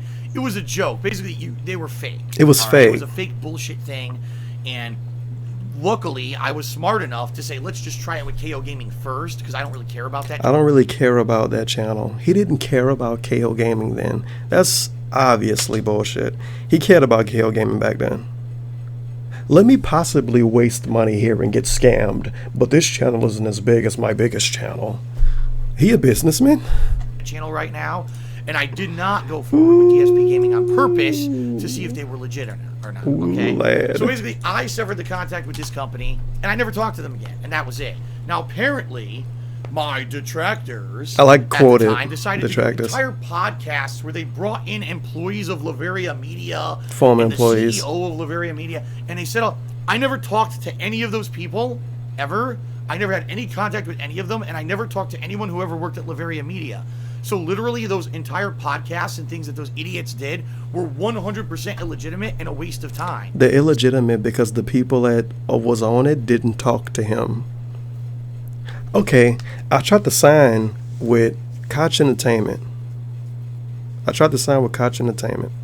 They sent me a contract. I didn't accept the contract. Somebody made a video talking to another dude. They talked to the janitor for Koch. But that's illegitimate. The janitor knew info, inside info, but it's illegitimate because I didn't talk to the janitor. They did, but I didn't. That's his logic. What the fuck? So if you watched it, you wasted your time. Shame on you. Because you believed Shame on you. Oh my God. Look how bad he is. I never worked with Laveria Media. The only thing I ever did, KO Gaming, was temporarily for like 2 days linked to them. And then I never worked with them, but my channel was linked to them for 2 days. What? Okay. Myself, because I had no contract and no contact with any company called Laveria Media. Nice throw, clear. Okay. Wait, you got a shout out to give. I saw it. You see it? So. Oh no. There you go. That's you're gonna ignore it for now. That was another fucked up thing that happened to me during the whole time period of transition between like March to May. By the way, this was all happening again when I was breaking up with my ex, so it was just adding fuel to the fire and more stress for me on top of everything. And then luckily, I went right back to Curse. I explained the situation, and Curse said, "All right, we'll take you back." You know, some dude said trolls went this far.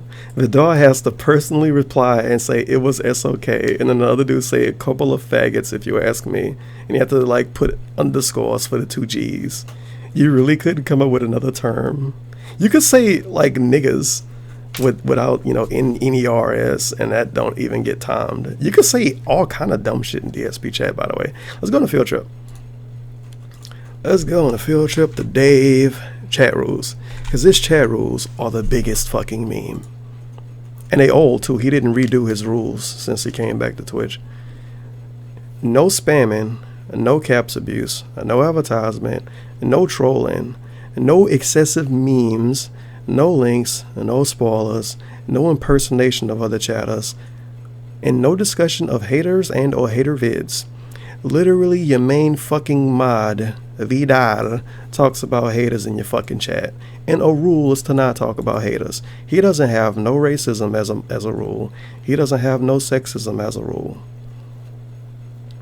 Imagine that. Imagine having 9 rules, literal paragraphs of rules, and you don't even have that it's not okay to be racist or sexist in your chat. Sexist is whatever, because it's a dude. You know, being sexist towards a dude, whatever, that's fucking kind of a meme in my opinion. I don't care how you feel about that. I'm not about to go into discussion on that. But you could be racist. It's cool. I've seen this chat be racist plenty of fucking times. I'm surprised people didn't say racist shit when he talked about me, because I've seen it happen before. Well, Tevin's just a dumb nigger. Oh man, my feelings are so hurt, bro. My feelings are so hurt, bro.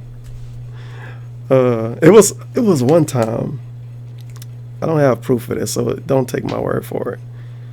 I think somebody was like, it was some really specific like 1940s racism somebody said about me, but it was basically saying something you would say towards a dark person. I'm obviously not very dark, so trying to shit on me for being like black, it don't work that much. Because to be honest, I kind of would have been a house nigga, probably. I mean, I'm not like super light skinned, but I ain't that dark either.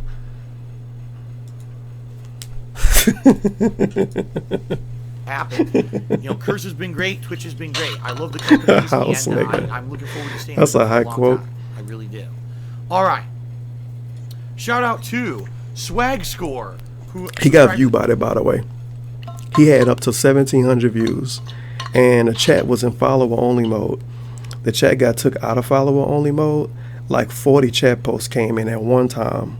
Chat went out of, well, the chat went back to follower only mode, and DSP lost legit like 900 viewers immediately. And this was right after Vidal said it was view bots. That doesn't seem suspicious at all, because people accuse Vidal of giving DSP view bots to make them look better. To the channel, thank you Swag Score for the sub. Nick, so only 700 people cared about this stream. Claims they worked under Laveria wasn't a real company. It was actually a troll who forged your signature or applied to Laveria on your behalf with your information. That's why the contracts were wrong. What? Maybe. What the fuck? The contracts with the Laveria were illegitimate because a troll forged his signature. What? He tried to sign to a company that was under Laveria, and he says maybe. You know that literally didn't happen. It could be. Okay. Scubula did a 10-bit cheer. So Merry Christmas. Sub 4 Levo did an 1100-bit cheer. Thank you, Sub 4 Levo. Sure. So watching since 2008. I've been watching since 1992. So do I, and thank you very much for the cheer. Stupid Super been Blind watching Man since resub post. for the 13th month in a row. Thank you for over a year of support, Super Blind Man. He says, Merry freaking Christmas, Phil. Your top-notch entertainment is a wonderful... Yeah, this is good entertainment. Thank you very The much dude for complaining your about his life Blind for 4 Man. hours. And guess what? Look at this. We're now up to 325 subscribers. We're still growing. Amazing. Thank you guys very much. It's December. Subs are 20% off. Thank you to You Dean, can give who just took me subs. $5. Call me Phil, fucking I think after tits. almost 10 years of doing this thing, the fact that nothing these trolls and haters have done to ruin your business has worked. Really The stuff says a the lot. haters and trolls have done has ruined his work. He got knocked out of the fucking directory on YouTube. He got knocked out of the search directory on YouTube. He couldn't get partnerships. He can't get not partnerships. What they call? Well, he couldn't get partnerships. He can't get people to advertise for, like to play a game and get paid for it. His value on the internet as a let's player is worth less than people that get less views than him.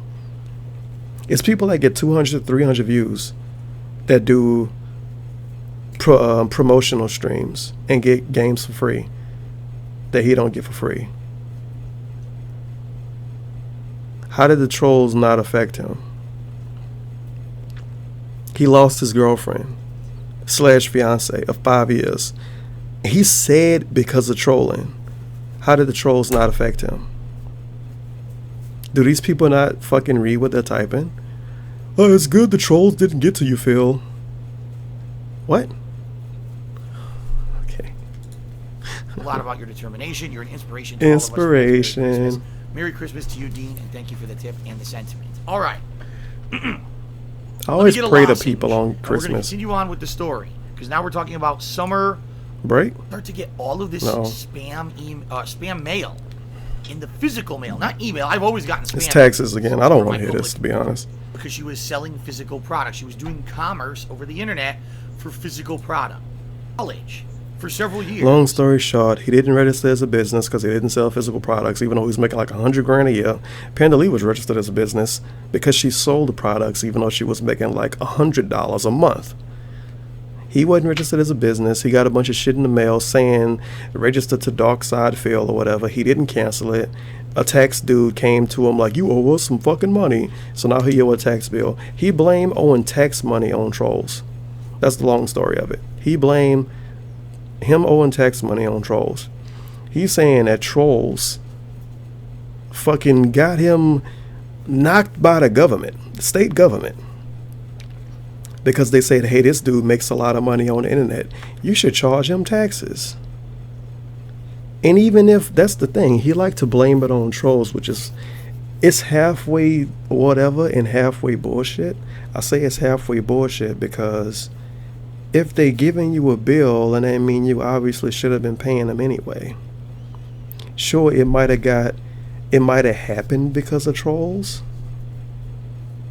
But let's be honest here, bro. These people, the state government and the federal government, they dig deep as fuck. So worst case scenario, DSP would have got an in real life job a couple years from now, and he was gonna say, what the fuck? My check say $1,500. Well, he wouldn't get that. My check say, I don't know, $3,000 gross payment, and I got like $800. Why the fuck is my check so low? And they'll be like, oh, you owe a fuck ton of back taxes for the next 7 years. So worst case scenario, that would have happened. He still would have got fucked, no matter what. I'm sorry. There's no way he was going to never have to pay those taxes. These people get what they want. Somebody reporting it or like doing some weird troll shit to get him caught earlier kind of helped him out. Because I already know what was going to happen. He was going to get an in real life job a couple of years from now, and he was going to get completely fucking bodied by the state government. He was going to get bodied. Did you know Phil got a $1,000 tip from Santa earlier? That's Derek trying to fucking tell Golden Coats for some reason. That's the chat conversation. A dude show up that's a regular. Hey, did you see him get $1,000 earlier? Yeah, and he just got a $100 tip. Apparently somebody just gave him $100 too. and was one of the highest accredited guys in the state of Connecticut. This is not some Joe Schmo asshole who I just got. And by the way, I paid this guy thousands of dollars to do my taxes. All right? I think the most he ever charged me was like over $1,500 one year to do my taxes properly. So that being said, this was supposed to be like one of the best guys in Connecticut to do taxes. He tried to shit on this dude that did his taxes, by the way, but he did his federal taxes. The dude literally never did his state taxes. DSP flat out didn't do state taxes at all, because he didn't think he needed to do any because he lived in Washington, and a dude didn't know because the dude don't live in Washington either. You should just got a fucking tax person in Washington. Why would you tell someone that you paying, hey, I want to get another tax person that's not you, which means you won't get thousands of dollars a year from me? Why would you tell them that? Just tell them I don't fucking need you anymore. If they ask why, say I don't, and don't fucking pay them anymore. But the dude was like, no, I could still do it, and he continued to pay him. That's him being fucking dumb. If I'm moving out of town and I go to a barber and I'm moving out of town, I'm not going to come to the barber and say, well, I don't need you to cut my hair anymore because I'm moving out of town. And then he'd be like, well, you can still drive out here and I'll cut your hair for half off. I'm going to be like, no, I don't want to fucking drive out here. I'm going to find a new barber. That's what he should have did. But because he a fucking pussy, he took his word and continued to pay him anyway. And he literally didn't even try to do state taxes. He only did federal taxes. And now he owe a bunch of money to the state. Because for some reason he thought because he lived in Washington he could make infinite amount of money and never have to pay anything. Businessman DarkSydePhil. Intelligent human Dave. So when I'm paying that much and he has that much credit and that much accreditation... Accreditation? Accreditation? No way that's a real word. It's accreditation, the process of validation in which colleges, universities, and other institutions of higher level learnings are evaluated. Yeah, accreditation isn't the word. Even if you said accreditation, why are you trying so hard? Accreditation. Don't worry, Phil, I'll take care of you. I trust him. Boy, am I fucking... So he trusted him because he paid him a lot and because he said, don't worry about it. Smart. Stupid, you are right? stupid. Boy, am I stupid. You are really for fucking trusting stupid. Someone that's supposed to be held in high regard and high respect. No fucking tax story. But that being said, to go to court and sue this guy for whatever the fees and interest is not worth it. It's going to cost me more. I don't want to sue him because it's not worth it. Instead, I would rather sit and ask strangers to give me infinite money, because he doesn't even have a number he wants. I would rather ask strangers to give me infinite money so I can pay these bills instead of trying to sue this dude to pay the bills. Fantastic. To actually file what? If you're making money, you're going to pay taxes somehow. All right? And my current tax attorney now says he thinks they knew how messed up my life had been. They knew that I'd broken up my 5-year relationship. That's not good enough. Phil's life isn't ruined yet. He's not dead. So we got to keep going. Let's just keep fucking going. Let's try to get him on. You're supposed to not troll somebody because they broke up with their girlfriend. Okay. Because trolls care about that, right? Possible thing we can. He was going to pay it anyway. Okay. Before he died, they was going to get that money out of him. They was going to figure it out and find it. He wasn't going to get away with that. He is dumb if you think otherwise. Your contributions are literally saving my ass. However... Begging for money again. I know. There's always another however. There's always another twist, right? What I'm nervous about now... I'm nervous. ...is that the taxes that I've been paying all this year for federal taxes were based off of last year's estimated income, what I made last year. I can already tell you guys, you guys have been so generous this year that I know I made more money in 2017 than I did in 2016. Guess what that means? I'm going to owe... I made more money in 2017 than I did in 2016. That is a great piece of information for DSP to say in a video that fucking faggots like me watch. Because his fans don't care. Everything he says fly over their fucking heads. It's the people like me and the people that make the weird little montages of his garbage. Those are the people that are going to, like, blow it up. and have other people questioning his shit, and then they're gonna come to his chat saying, if you made more money this year than last year, how come you can't pay for your house? Because if it's even like if it's even $8 or $9 grand he gotta pay, he ought to be able to get that in a couple of months. The dude got $1,000 donation a day. He get like fucking $8 grand a month from his fans directly. And he sit up here and cry like he don't have anything. What the fuck? Why are you giving this information? This information is not helpful to his fans. He can come on stream and say, I need money, please. And they're going to give him money. He give all of these extra details, and the only people that can take advantage of them are people that make the slander videos, like he say. And then you have situations like this. 3-hour long video we on, by the way. More taxes than what I've paid coming up in April. Because I've only paid based off of as if I were going to make the same amount of money, and I know I made more. He made more money. So now I got another big tax payment. So the tax payment is going to be higher. Oh, by the way, there's this whole new tax plan that Republicans just passed in the United States, and no one's sure how. I like how he has to specifically say Republicans passed the tax plan. DSP is a Democrat when Republicans fuck him over. He a Republican when Democrats fuck him over, and he a member of the fucking alt-right other times. He is all over the place. He's so wishy-washy. He doesn't want to pick a position because he know he's gonna get shit on for it. So he's everywhere. He called people. He accused people of on safe spaces and shit. The dude is ridiculous. Work yet? I may end up fucking owing less taxes for 2018. I may end up owing more, and I don't know until the actual tax information law gets given out to tax attorneys so that they can do all this work. So, again, it seems to me look at that Muxie. Damned if you do. Look at that Muxie. Damned if you don't. Right. So I need to raise money in order to save my ass from these state taxes out of nowhere that came up out of nowhere. So people come out, we're supportive of Phil, let's cheer, let's sub, let's tip. They do it, great. Now I'll get past the state taxes, but now federal taxes. Oh, now you owe more because you made more money. Now where does this money magically fucking come from? You know what I mean? Where does the money magically come from? It comes from the people that give you more money. And I love this fucking cunt. This is why Europe is better than America. Yeah, because everything is perfect in the place you live. They put the lull at the end though, so it's perfectly fine to say stuff that's completely fucking stupid and moronic, obviously. There was something else I feel like I wanted to say. Make more, pay more. Yeah, pretty much. Always something. Look at that Muxie. Look at that Muxie. There we go. There's always something around the bend. Well, let's think about this. He kept his house last year, and he made more money this year than he made last year. So after he get done with the tax payment, shouldn't he be fine? He doesn't have new fucking extreme payments he gotta make. Like once June get here, he ought to be perfectly fine. He shouldn't even be paycheck to paycheck anymore. He should be on a gravy train again. This dude make a lot of fucking money streaming on Twitch. And it's to the point where, you know, I love what I do. I do. I absolutely love doing this as a job.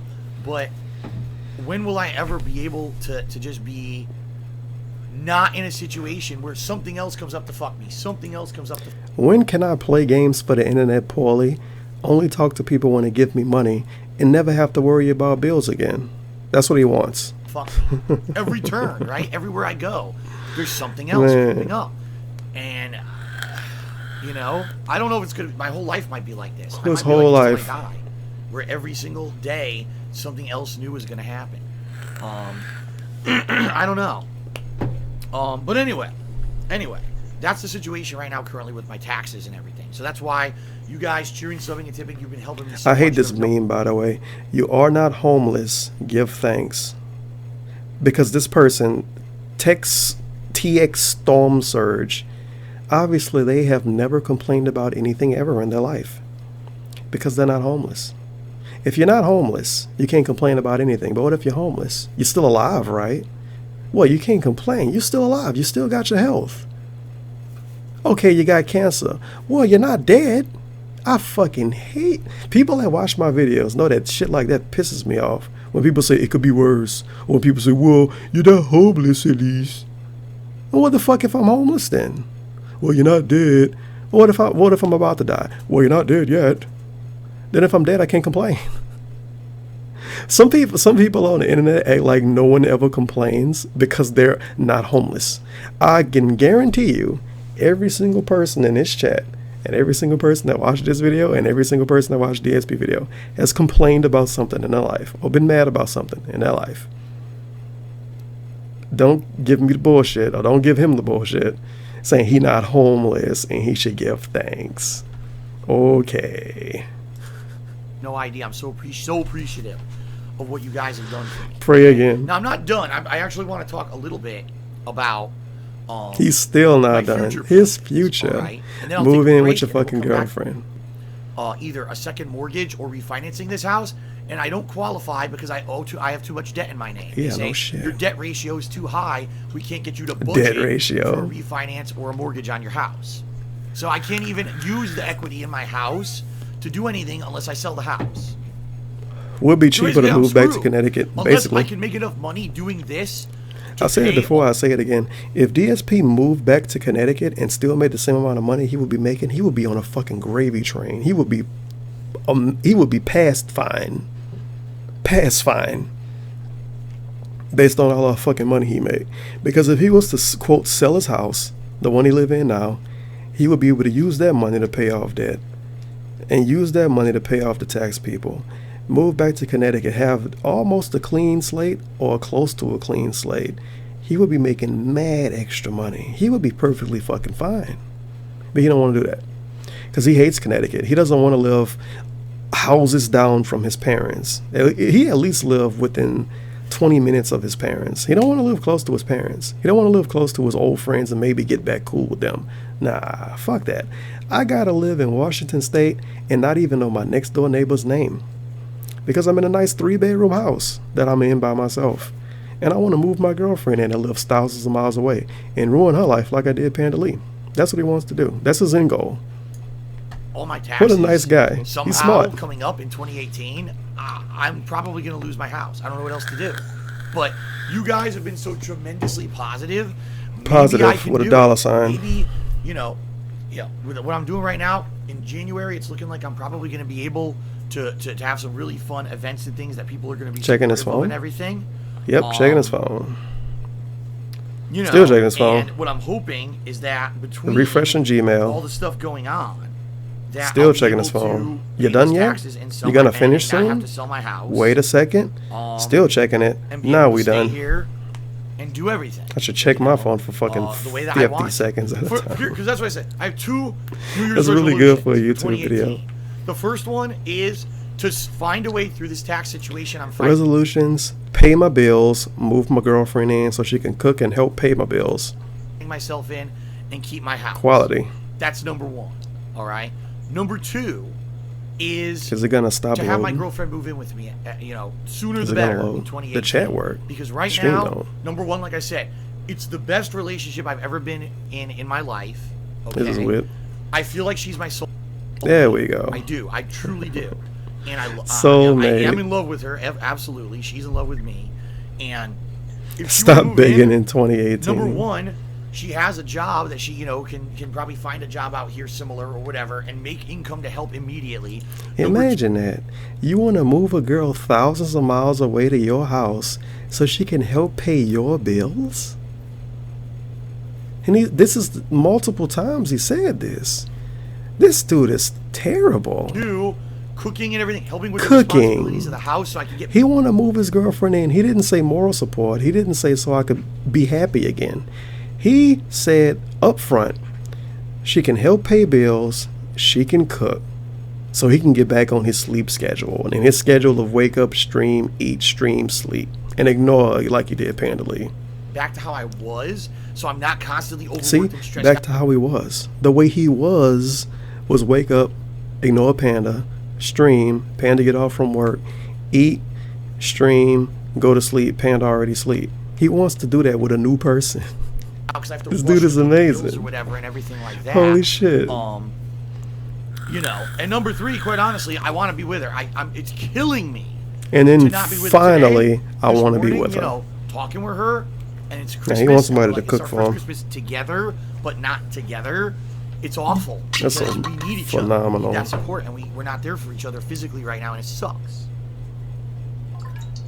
So, the sooner she can move in with me, the better. The sooner the better. I mean, literally, you gotta hurry up and trap her and ruin her life. About it until I get past late January with the tax situation. Once that situation is taken care of, there's no shame in this game. Entertain it, all right.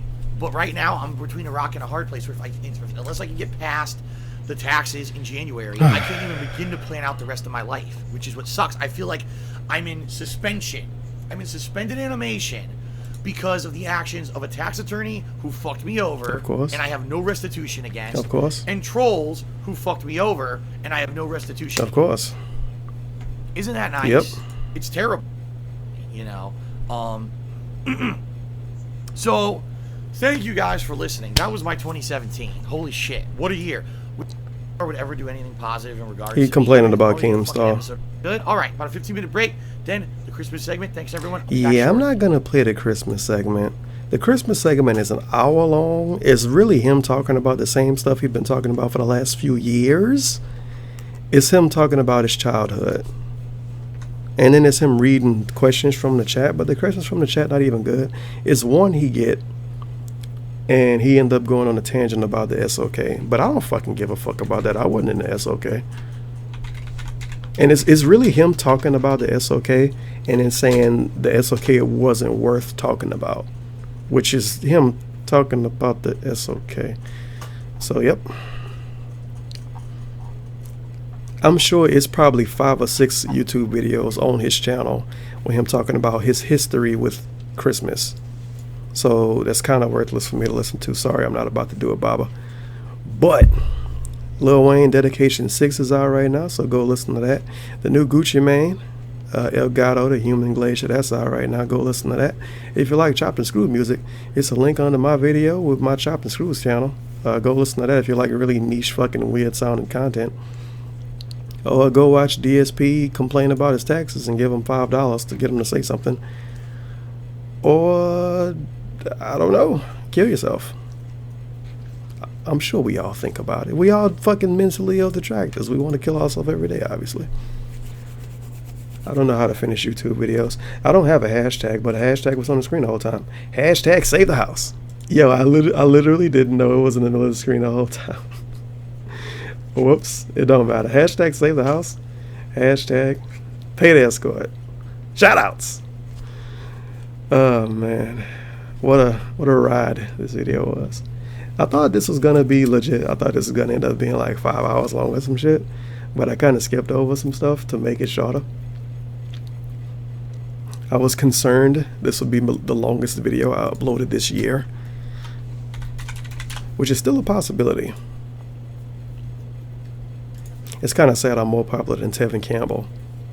I'm not about to look up my videos. This probably might be the longest one in at least the last few months. Yeah, it's the longest video since the SOK drama. And before that, I think this is actually the longest DSP video I did this year. I think it actually is. Holy shit. But that's the way to finish, I guess. Yeah, this is the longest DSP video this year, unless you count the Christmas video I did last year, which the source material was basically 6 hours long. So yeah, longest DSP video this year. There you go, congratulations. Have fun listening to 20 minutes of it and saying you like the video. Nah, people listen to more of it than that. What else can I give a free shout out to?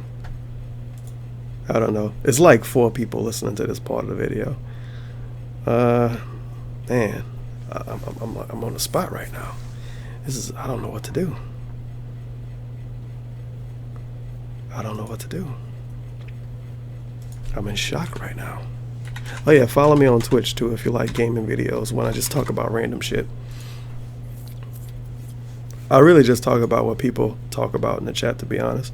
Even though people like person I won't name, because I cannot give direct specific attention to fucking DSP fans anymore because they have blood feuds with me after that.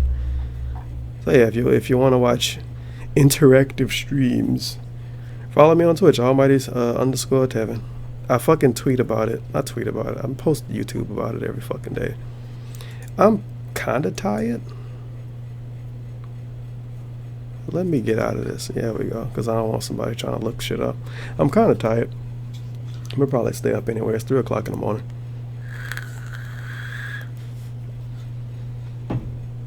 I'm a mature adult, so I stay up until 6 o'clock in the morning drinking and complaining about DSP. Obviously, I'm mentally ill, dude. I need to get a life. This is fucking horrible. But yeah, I'm done. This is going to go straight on YouTube with no editing at all. R.I.P. Lil Peep. Listen to Dedication 5. If you want to listen to Dedication 5, I guess. Make money moves like Cardi B. And fuck the Atlanta Falcons. Sound good? Sound good.